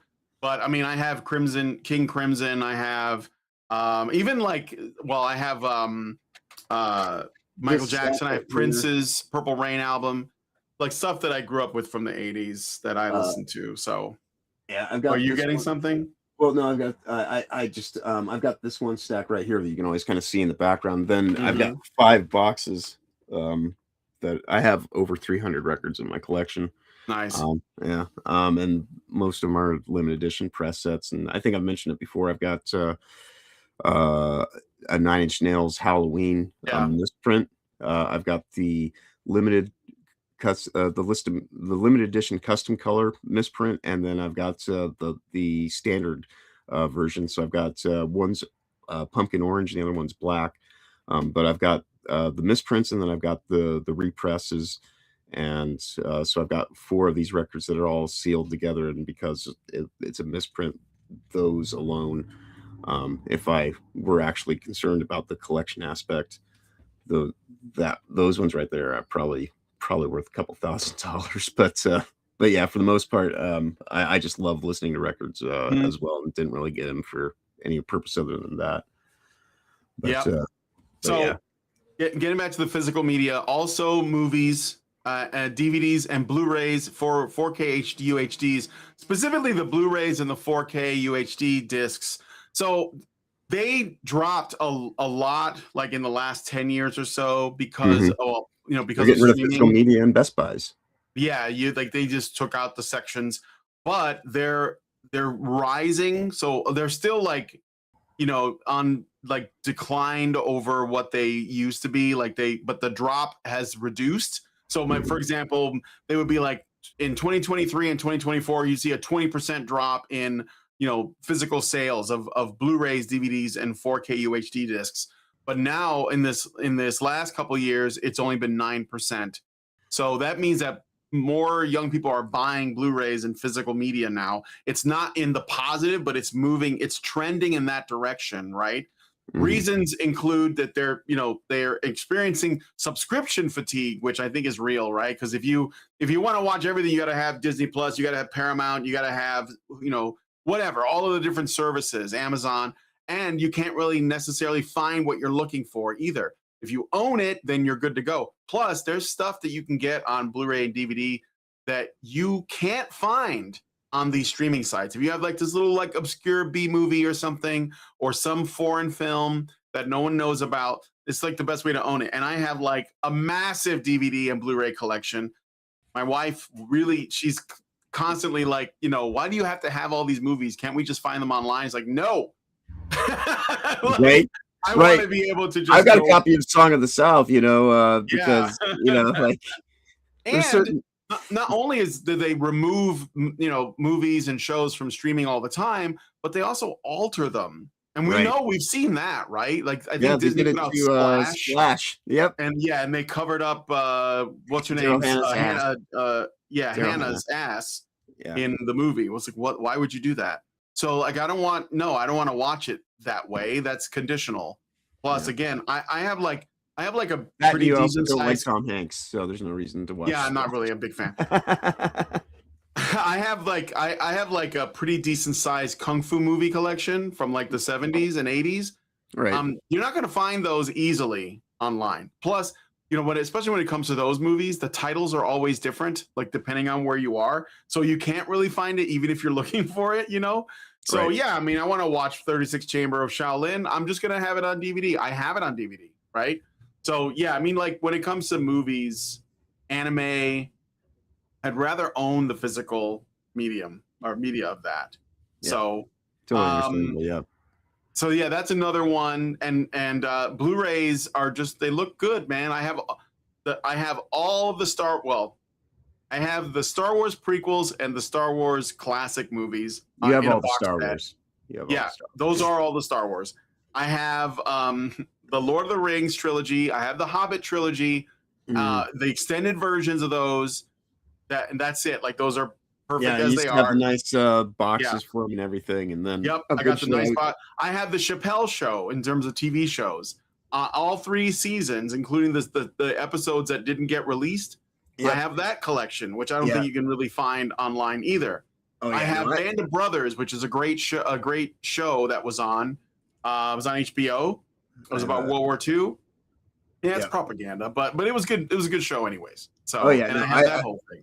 I used to have everything like in all these weird, nice, immaculate box sets, things like that, like Lord of the Rings, like you were mentioning. But at a certain point in time, because I moved enough, I just got to the point where one year I just went and I bought a big folder and I just put everything in that and just instead of keeping the cases. Yeah, as much as I would have liked to, it's like my life's not really stable enough to hold on to that part of it, and I'm not ever going to sell these things. So at that point in time, it's like they're nice to have, like little collectible values and whatnot. But my geek cred is more about I actually care about what's in the stories. Like I do like the aspects of the aesthetic value, obviously, but sometimes you just have, when push comes to shove, it's like, well, at least I can keep the discs. But because I'd rather keep it than sell it, and at that point in time, those were the options: is find a way to save space or just get rid of it. And I didn't want to get rid of it, so make consolations. So retailers like Barnes and Noble have also reported increased DVD and Blu-ray sales, and there have even been video rental shops opening up, like Blockbuster. Not Blockbuster, but like them. Right. And there's only the one Blockbuster in Oregon still, if I remember correctly. Yeah, but we're starting to see Blockbuster-like businesses popping up, and I think that's, I don't know why, but that just makes me really happy to hear about. I think Netflix is kind of evil. I'm just saying, I think that's an evil company. Back in the 90s, in this little small town I'm in, we used to have a walk-in arcade that you paid $5 to just play games for 3 hours. Yep. So, yeah. Oh yeah, for sure. Yeah, that was a worthwhile, because it's like, if you went in and on a fighting game, you could so quickly go through $5 of coins and in that amount of time easily. So it was just but you could play all, like they had the old Sega holographic time travel game. I remember that, the time travel one. Yeah, with it was like a time travel game. Yeah. All just banks and rows of Mortal Kombat and Street Fighter. And, you ever play the BattleTech game where it's like you get into a pod? It's like VR kind of thing. No, I haven't played that one, but we had the Afterburner there with the actual rotational seat and everything when you're in the F-16 cockpit. Well, the approximation of it, but yeah, it was cool ass place. And so if there was something like that still to this day, in this little town, that would be like a rare gem. Places like that still exist, but they tend to be in small towns. And in the Midwest, at least in the States, right. There's Midwestern. Right. Yeah. There's I think it's, if I remember correctly, because there's in Lincoln and Omaha, I think it's the Family Fun Center or Family Fun Zone or something like that. But it's a locally owned business that's probably still, I would imagine, in operation. But yeah, you either find it in little tucked away nowhere places where it's just kind of like stayed in operation and people don't want to get rid of what they're doing, or there's like a few places that probably have successful businesses in a little bit larger areas. But for the most part, like gaming came home, but also then there's the games. Yeah. So we talked. Okay, music is like the most shift amongst Gen Z in particular. Yep. Then TV shows and movies with Blu-ray sales, 4K sales, and then the games. Now those are still primarily, in terms of they're primarily digital sales, but that has more to do with the convenience because people can just like click on it and then they download it and then it's theirs. Right. But that's shifting as well. So the number of people that are using digital well, the number of people buying physical copies over digital ones is growing. So there is a trend upwards, but it's less, right? So it's more mixed. Physical video game sales are still declining with digital dominating. Estimates 80 to 83% digital for console games in recent years. Some reports highlight poor physical sales periods. So, for example, this last November that just passed was the worst hardware and software sales since the 90s. That's probably got more to do with the quality of gaming itself at the time. It was like, you know, it's still pretty bad, as we can see, at least in the AAA space. And I think especially in consoles. So we are talking a little bit about consoles here. That, and they're kind of leading the trend in that as well. They went through the whole effort of making collectible editions that don't come with the discs to begin with, you know. So they can't put all of this on the customers not buying it, because it's like you're not even going through the effort to press these things, even when people go and actually want to support you in a legitimate way. The new version of wrestling for WWE that's coming out has 4 different editions. The most expensive one starts at $150, and then all the monetization stuff they have in there ultimately would cost. Again, it's kind of shitty, but it's also one of those things where I think you can actually earn within the game itself. So even though this is kind of profiteering and the commoditization of things, it's to like just a terrible fucking level, it could be a lot worse. But it if you just want to get all the stuff in the game, costs around $500. Yeah. You know, so yeah, there's various reasons, and I'd hope that for $150 you're actually getting a hard copy of the game, unless you're getting it from Steam, you mentioned one.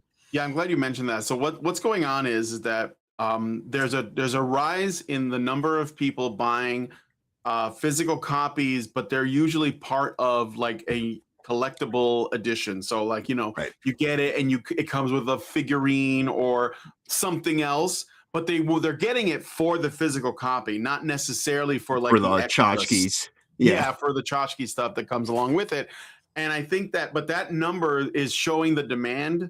So we don't know if it's going to happen for sure, but I think that there will be a move away from digital as being the primary driver. I think that even GameStop had talked about this, since this is like their area is like to sell you physical copies.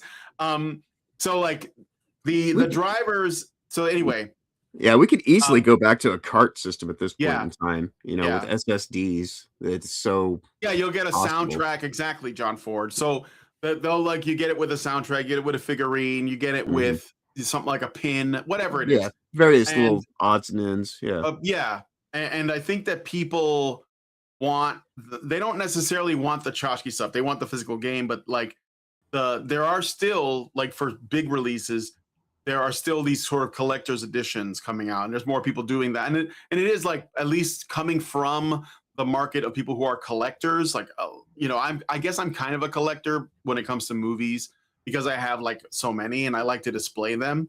But anyway, it's not just that, obviously. So the drivers behind this also include backlash against streaming services. Again, we have ads, we have price increases, we have changes in content, we have a lack of permanence, which I think is like the biggest one, where, you know, you don't know how long the game is going to be around, right? Like, so you're paying for it, but you're really kind of like borrowing it or leasing it rather. But then there's collectability, and Gen Z has an interest in tangible items. They want to support artists directly. They want to maybe display something for a collection. It's not a return to dominance. Digital streaming is still overwhelmingly leads right now, but physical formats are carving out a viable niche, especially for premium and collectible item. The trend appears strongest in music, emerging in movies, and weakest but with pockets in games. So I think that, but the thing is that if Gen Z is moving in this direction, I think that game studios or developers are going to have to respond to that, or they're going to get left behind. So I think that I don't know, no guarantees, but I think that that's where we're going. Okay. So, okay. Let me see what you guys are saying, and then we're going to look at some highlights from Steam's Next Fest, because that was kind of like the main thrust of the video. Indeed. Okay, so let me see here. Zering says the vinyl that people are getting isn't the same. What makes vinyl special are the recording processes at the time, mostly. Well, I don't know that we can recapture that, but it is still nice to have a physical record. Norwegian says PlayStation 2 was the game console and DVD player when I was a kid. PS2 has officially been named the greatest console of all time. I don't know if you guys know that. I mean, Right. always knew it was true, but Raging Rat says, so is gaming physical media making a comeback or not? Well, it may. I think that we'll have to wait and see, because like right now, Nintendo is doing like those cards. Yeah, and that's what the thing that I was actually sitting here just I'm glad you mentioned, because I was thinking about saying this when you were first talking. That's our biggest issue ultimately at the end of the day, is the authentication key card kind of business, because that's the thing that killed Microsoft in its beginning of its death spiral, to where it's now getting sunsetted more than likely, which I'm sure we'll get into in the weeks to come a little bit more in depth, because of everything that happened last weekend with I guess just elbowing out of Phil Spencer and Sarah Bond. Not that I'm going to really miss her by any large degree, but the AI that she got replaced with is, a sign of the times as well. Yeah, I think that's really the main reason why, the only way to ensure that you're not going to get locked out of your games, more or less, and that's why there's the resurgence to the physical media, because otherwise you can't really trust, because they'll go and they'll give you a physical media these days, and it still won't even be physical media. It'll just be a DRM authentication key, so it's there's got to be a little bit of give and take in terms of customer ownership, and you putting something out there and just letting it stand for the test of time, and not trying to sit here and think that you can couch away all the evils of the world by censoring stuff out and changing it later on and doing all this revisionism.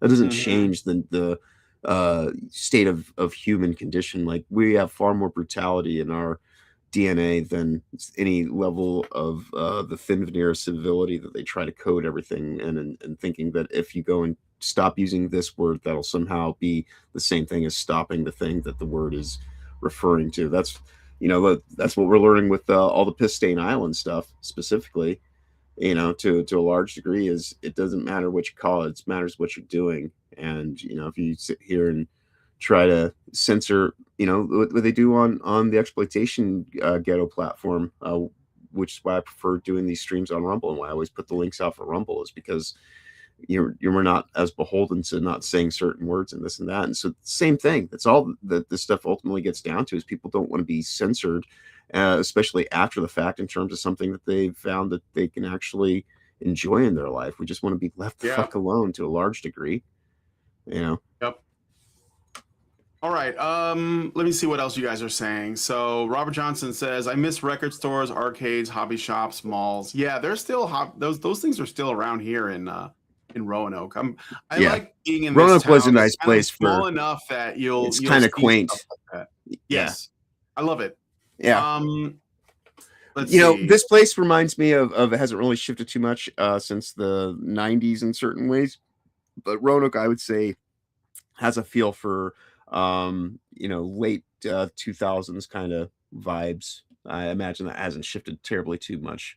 I was there when they used to have the Sam Goody store and whatnot, or was it Towers, when I first moved there the first time. I know the Towers. Yeah, my wife. Yeah, I used to live right over in Tanglewood section. Yeah, Tanglewood. Yep, absolutely. Yep. The Tanglewood there is like what COVID, I guess, because I moved here during COVID.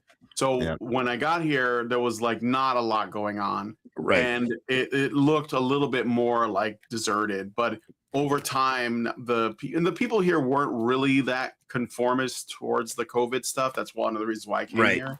Yeah. But now it's very like, it's definitely like the mall is like a mall. Like I go in and there's a and that's never gonna change about that place. Yeah, it's a nice looking mall too. Yeah. All right. Anyway, so Raging Rat says, hello, Raging Rat. Yeah, most streaming sites don't have any swords and sorcery or 70s and 80s cheesy sci-fi. Yeah, I mean, the thing is, the way that, at least with Amazon, that's the only one I have, and that's only because I have a membership for the delivery, not for the streaming.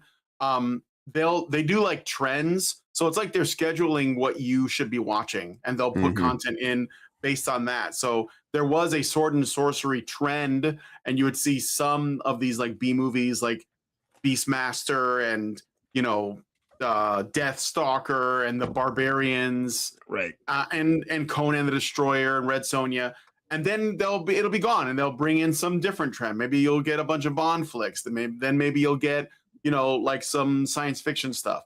But it was on their schedule, not yours. So that was the thing. It wasn't like it's always available.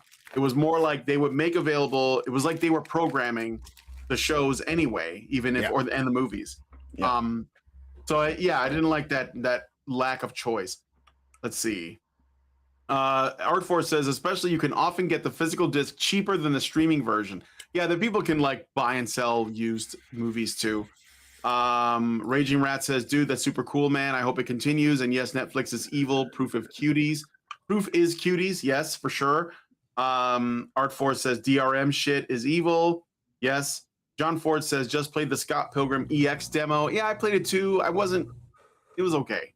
I didn't really blow my mind, but I do have some other highlights I'm going to bring up because that's part of the Next Fest, right? Yeah.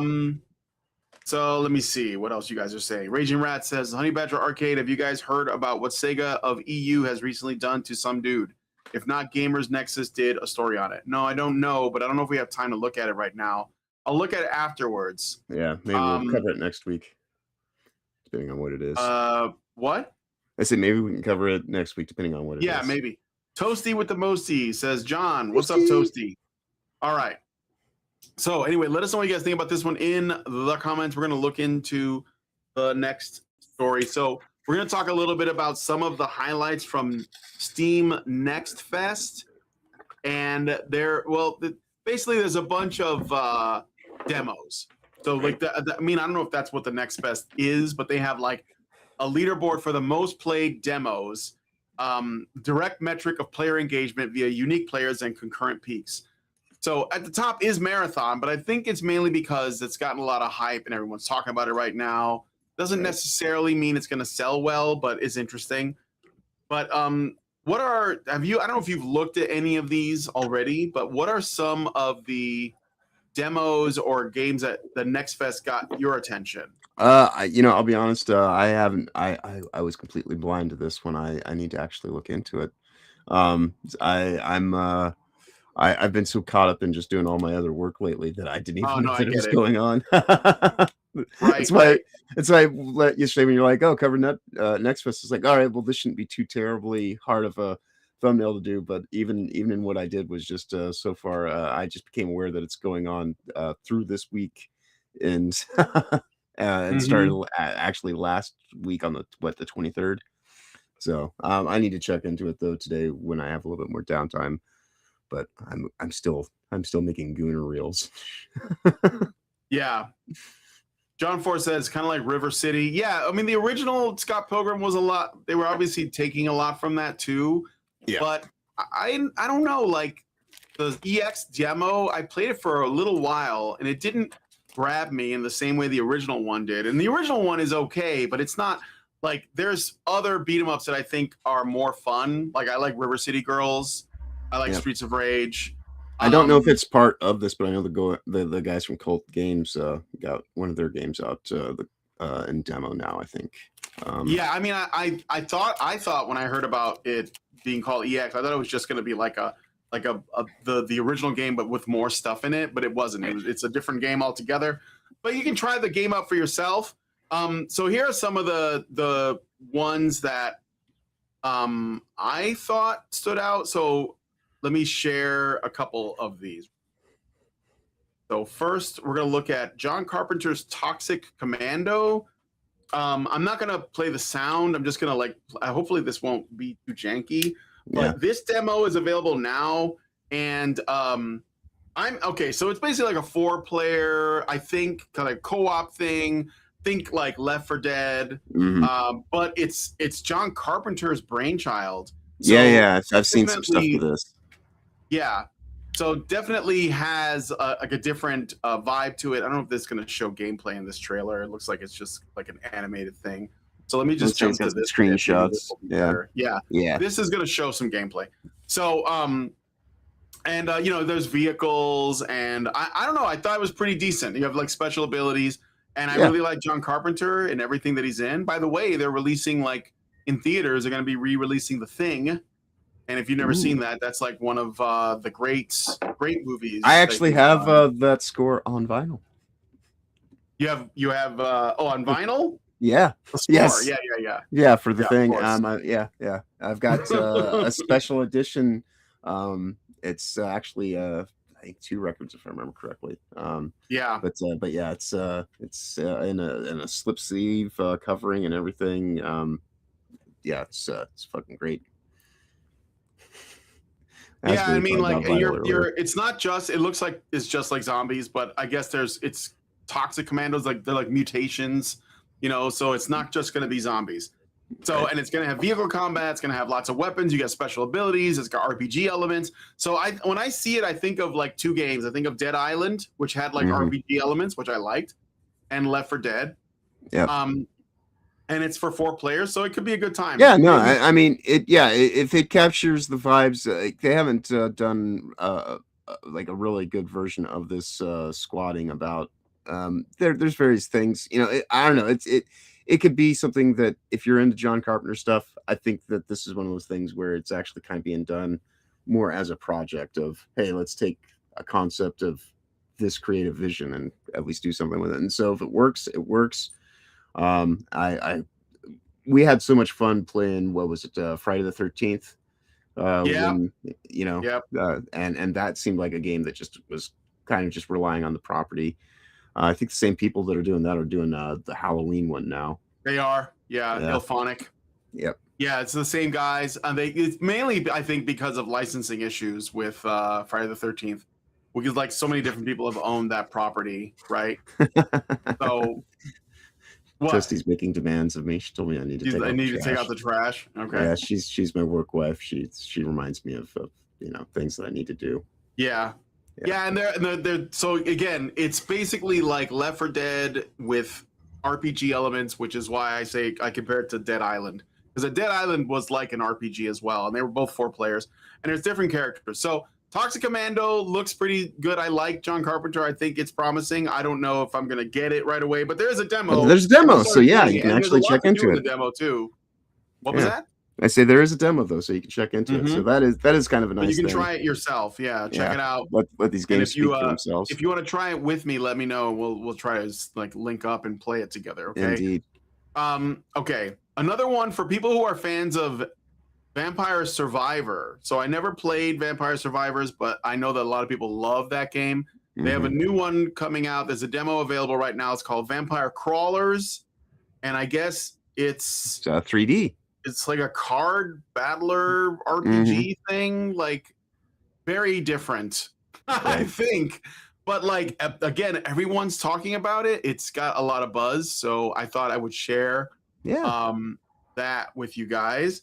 So it is described as deal world-ending combos and blitz through infested dungeons. Vampire Crawlers, a turbo wild card from Vampire Survivors, is a casual turn-based deck builder with roguelike elements. Yeah, roguelite. I mean, it could be pretty interesting actually. I kind of like what I'm seeing with it. You know, depending on how they go about playing with the card mechanic kind of thing. I mean, ultimately, when you're talking about a turn-based combat, why not do it with a deck? Yeah. Seems like you guys could also simplified way of kind of running through things. Yeah, you guys could also just check out Dvergold, which is made by the guys behind you know, the Cult Games guys, and there's a demo available for that too. If you guys don't know, definitely check that one out. I mean, this is for people who might be interested. Here's another one that I thought was kind of neat that also has a demo. I haven't played this one yet. Called Far Far West. Ooh, Cowboys. And it's a 4-player, up to 4-player co-op shooter, and you're basically like cowboy robots. And you blast monsters, you sling spells, you complete missions, and collect bounties. Hey, so if it doesn't take itself too seriously, this might actually be. I don't know. Yeah, you know, 'cause I enjoyed. I definitely with Red Dead, as we mentioned earlier, the Red Dead Online. You know, of course, I have my little backstory with what I did with the game. But I used to just love, going out and doing silly cowboy This shit could be with my fun. This friends. could be So fun, it could friend be. slop. I might Yeah. download this and ask Lindsay to download it Yeah. for the demo. That is, I'm seeing this for the first time, so Right. very weird. You say it's not a real game. Are you talking about this game, Far Far West? Is this not real? You got to be kidding me. Oh, there's a demo. That sounds kind of cool. Yeah. Artforce says, to be honest, the roguelite infestation is getting kind of annoying. Yeah, I don't know if those are like going to be sustainable. So Yeah, it's all like right, here's one it's everyone's like been we were talking talking about about. earlier. What? It's like we were talking about earlier. There's a tipping point on everything. Yeah, exactly. Here's one everyone's been talking about. I did download this and play it a little bit. Gabriel says Vampire Survivors has caused a slew of games to be labeled as bullet hell now, despite having nothing to do with actual shmups. Yeah. Okay. All right. Yeah, so slop wouldn't happen if there wasn't a spillover.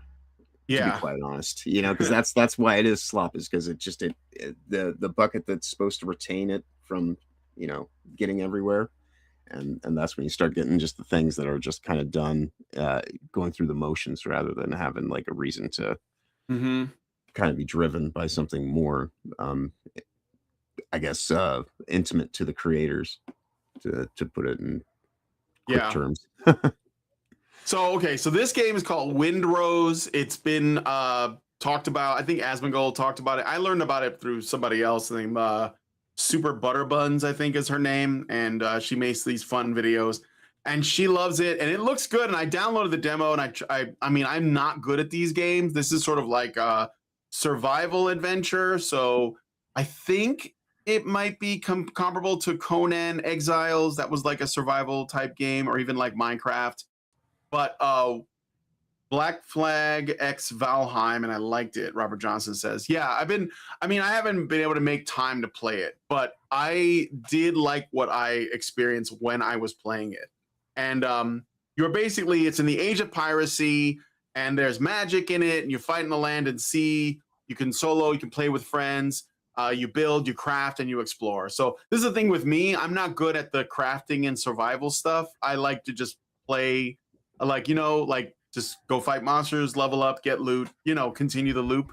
So but I'm not saying I couldn't do it. It's just that I'm not good at it, Right. So Windrose is an awesome band.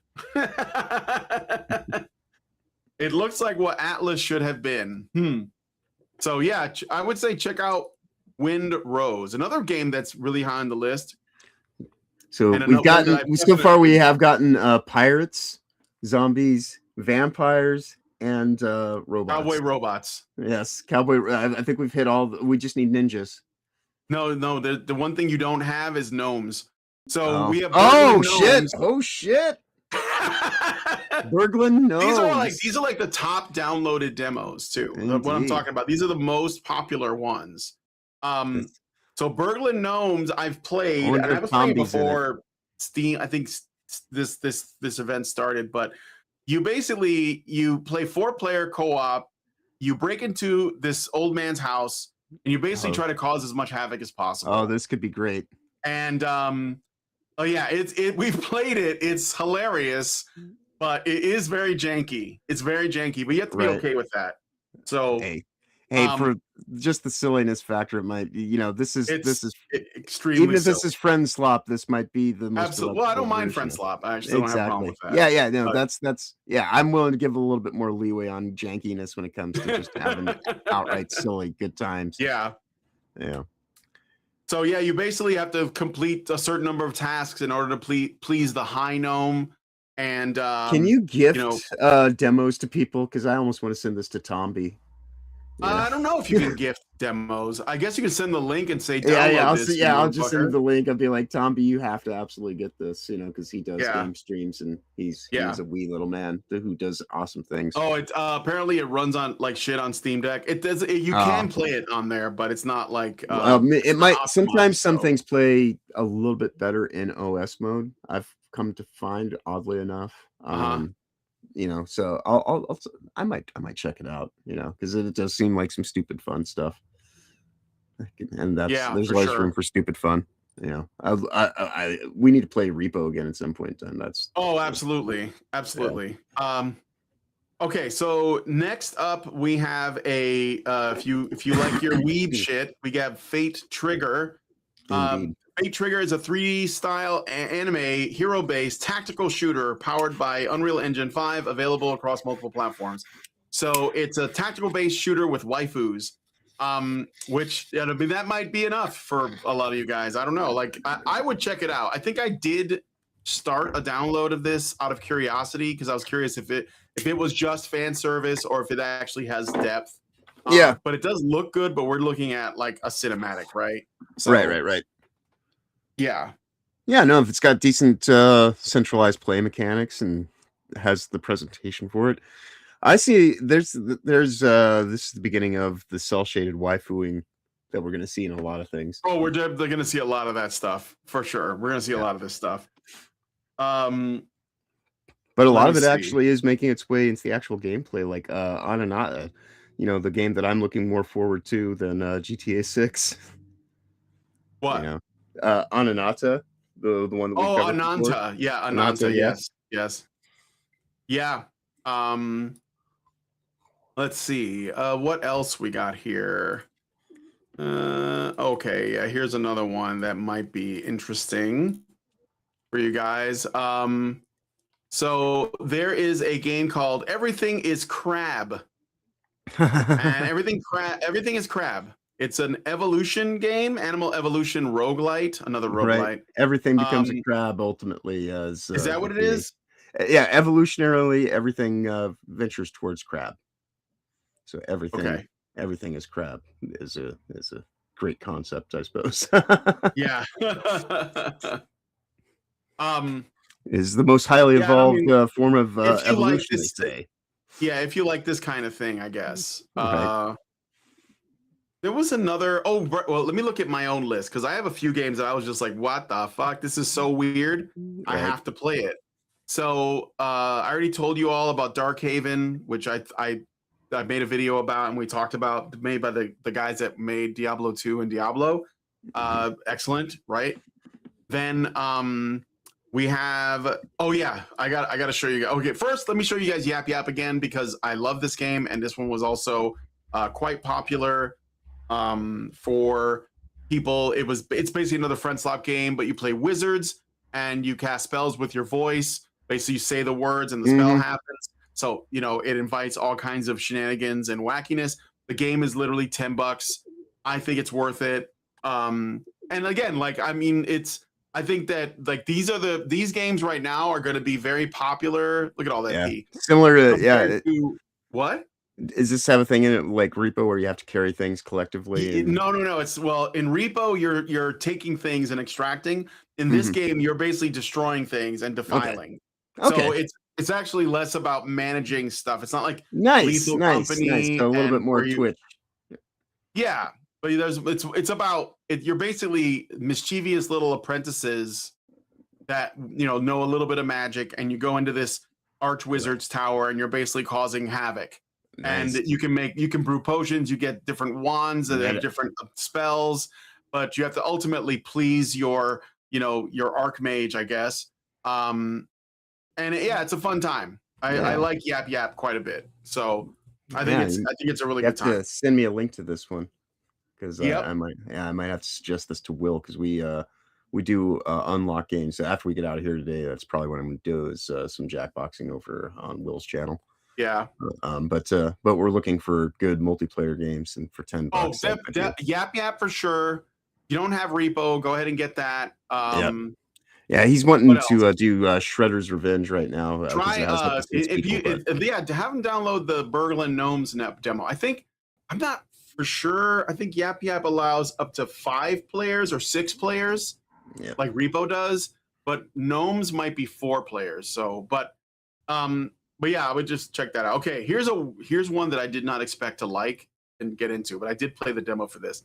Dino Blade is an intense action RPG set in a prehistoric world forever changed by a cataclysmic event. You are a dinosaur, a Spinosaurus, with a sword, and you basically fight other dinosaurs with swords. Beautiful. and you have to. It's well, I mean, I don't know what else there is to say about it. Right. It's crazy, and interesting. But yes, Friend Slap is a new party game. Yeah, Indeed. Phasmophobia got a new map and 3 new ghosts recently. Cool. What else? So yeah, there's that. So I thought that would show you guys Dino Blade. I don't know. It's just and there's bosses. It is what it is. Get summons. Like I beat a boss that was like one of these dinosaurs that would charges you with like the horns or whatever. Not a triceratops, something else. And then I was able to summon him as like a spell on other bosses and things like that. Charge them. That's cool. So just a weird game, but I'm okay with that. I'm okay with that. So, all right. Then here's one. It's if you like Dynasty Warriors type games, this is the Awakener Battle Tide Flow. For some reason, it says Battle Tendency. That's a JoJo reference.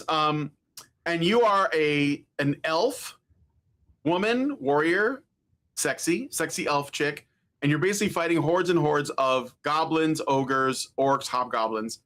And there's you basically shred monster hordes and craft your own style with hundreds of affixes and talents. You just kill, loot, and grow.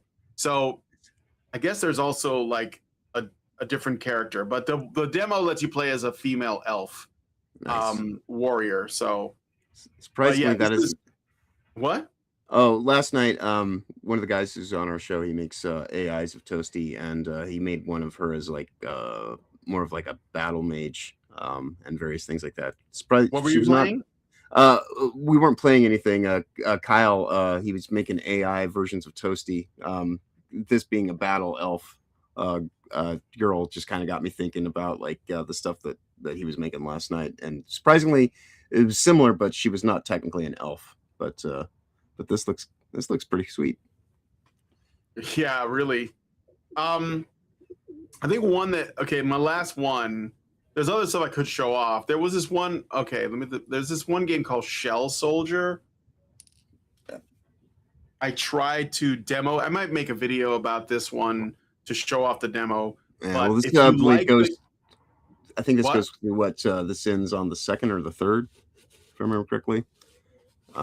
So yeah, there's definitely time to, after you get done, we have free time today. Definitely go check out, see what we're showing off here, and just the other stuff. Yeah, so Shell Soldier basically is a first-person shooter. It's Fear. Like these guys are bringing back Fear. It has like the bullet time stuff.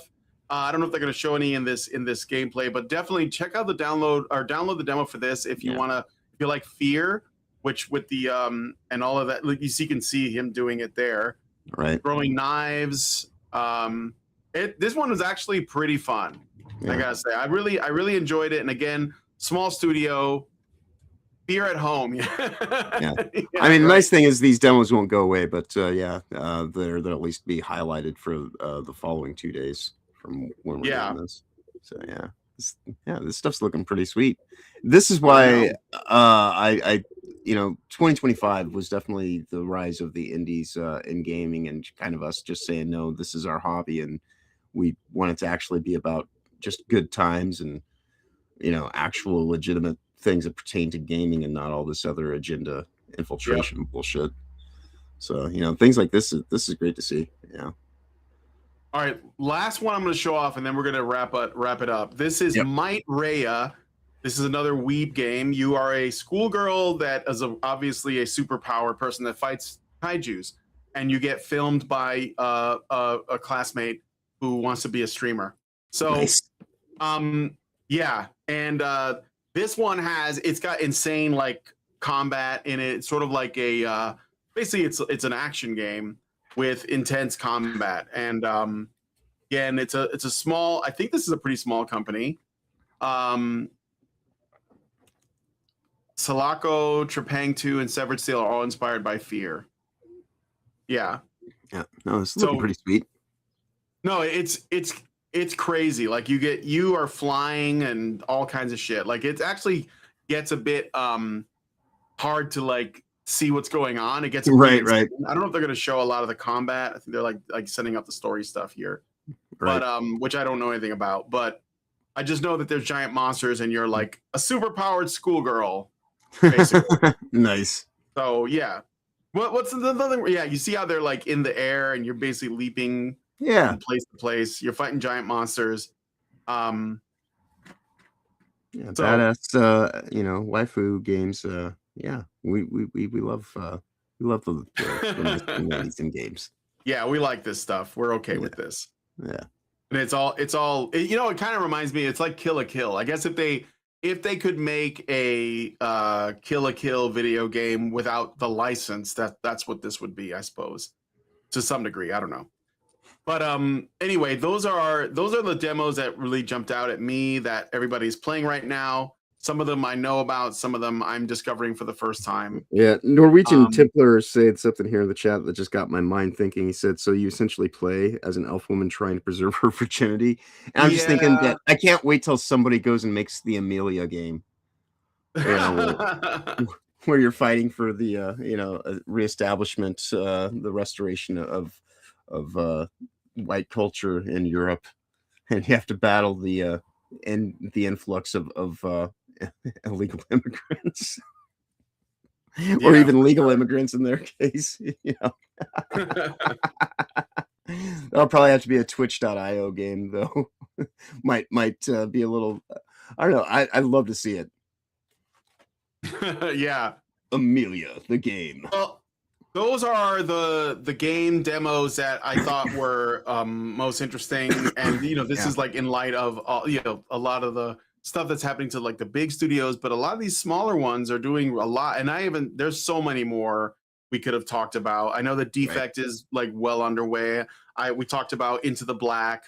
Yeah. There's a game called Pizza Kid, which is like a side-scrolling beat 'em up that's pretty good. There's a couple of mecha games, Mecha Force, and there was another one called Neuroxis. Yeah. And those are they all have demos. So yeah, one of my college buddies is working on something that hopefully he can get out around July of this year.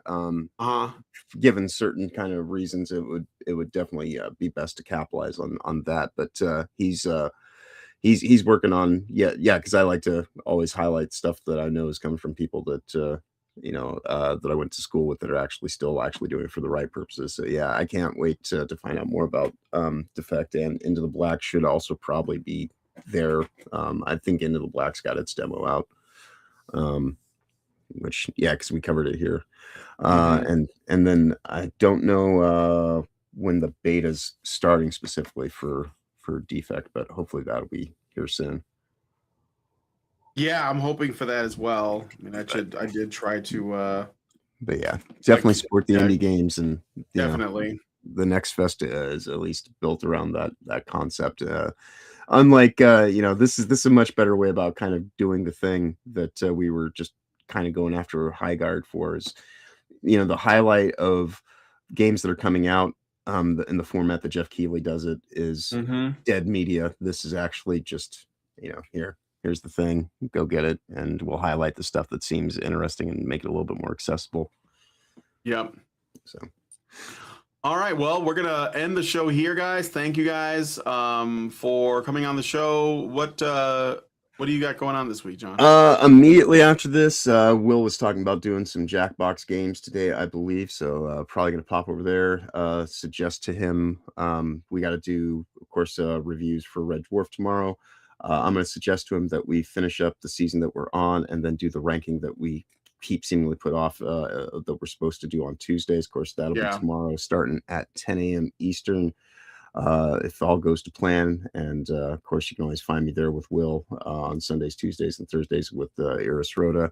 And Toasty joins us on Thursdays for Wanker of the Week, which is where we get petty and kind of talk about, you know, the lol cows of, you know, pop culture and the wider space of things. But yeah, that will be immediate. And then of course I got to prep for that show. And otherwise I'm going to be working on the reel that I'm doing for Scooby Pup.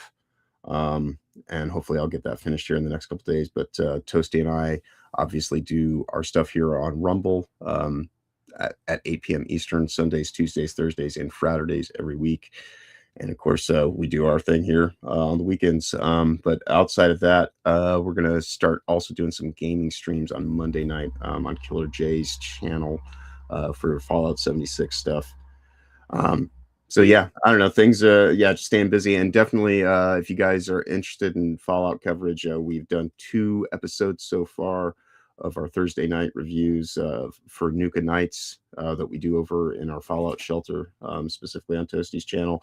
It's probably the thing that in my creator journey that has been the most rejuvenating, because the burnout does have a tendency to kind of like find its way to where you feel like you're just kind of doing, variations of the exact same thing. It's slotting out the assholes that we talk about week in and week out. So it's kind of nice to have a little outlet where we can just kind of have it be about the fun things that we can actually enjoy. So again, I don't know, you watched the series all the way through, right? Yeah. So definitely, if you're ever free on Thursday nights to talk about that, you're always welcome to join us. And then also on the Fridays, if you ever want to just kick back and have a little bit more laid back night, we do our basically we're the internet refrigerator, and we just kind of do real-time art submission stuff while we're there, or else we just show off the stuff that we've been working on throughout the week. So yeah, I've been keeping real busy lately, and it only seems to be more of that. So thank you, everybody. It's great to see we had well over 10 people here on the Rumble side throughout the mainstay of the stream. So thank you so much, everybody in the chat, for being here with us from the beginning, or if you joined along the way. But of course, with all that said, it's a pleasure always doing these things with you. But y'all have a wonderful weekend going forward. Of course, safe travels ahead, and be awesome as always. All right. Well, thanks, guys, for joining us on the show. Please let me know what you guys think about what we looked at in terms of the stories, but also the game demos. And if you check any of those things out on Steam, let me know what you guys think about them, because some of them are games that you probably would get. Some of you will probably get more out of them than I did. Not that I thought they were bad. I'm just not very good at them. So, but with all that said, thanks, guys, for coming on the show today. If you guys like this video, please hit like, subscribe if you're not already subscribed, hit the bell for notifications. Leave us a comment. Let us know what you guys think about what we discussed on the show today. And please, please, please share this video, because sharing is caring. Thank you guys so much for coming on this episode of The Week in Culture. And we'll see you guys in the next one. Long live Vivian. With the glass ceiling broken, all the oppressed groups shall prosper, especially the most oppressed group of all, gamers. I want people in the industry to be a little bit louder about people being mean to other people, and maybe say it's not a good thing. Yeah. Maybe say we don't want you around if you're going to be a cunt. Yeah. And hateful. And that the games industry is diverse naturally. Not because anyone's making them be diverse. Because the world is diverse, you stupid motherfucker. And if you have a problem with that, come fight me. Physically. Bitch. Has anyone taken you up on that yet? No, because they're all pussies. Yep. Down here, salt is a way of life. Obviously, the environment down here is all salt. The ceiling's salt, the floor is salt, the walls are salt, and to an extent, the air is salt. And you breathe that in, and you can constantly taste the salt.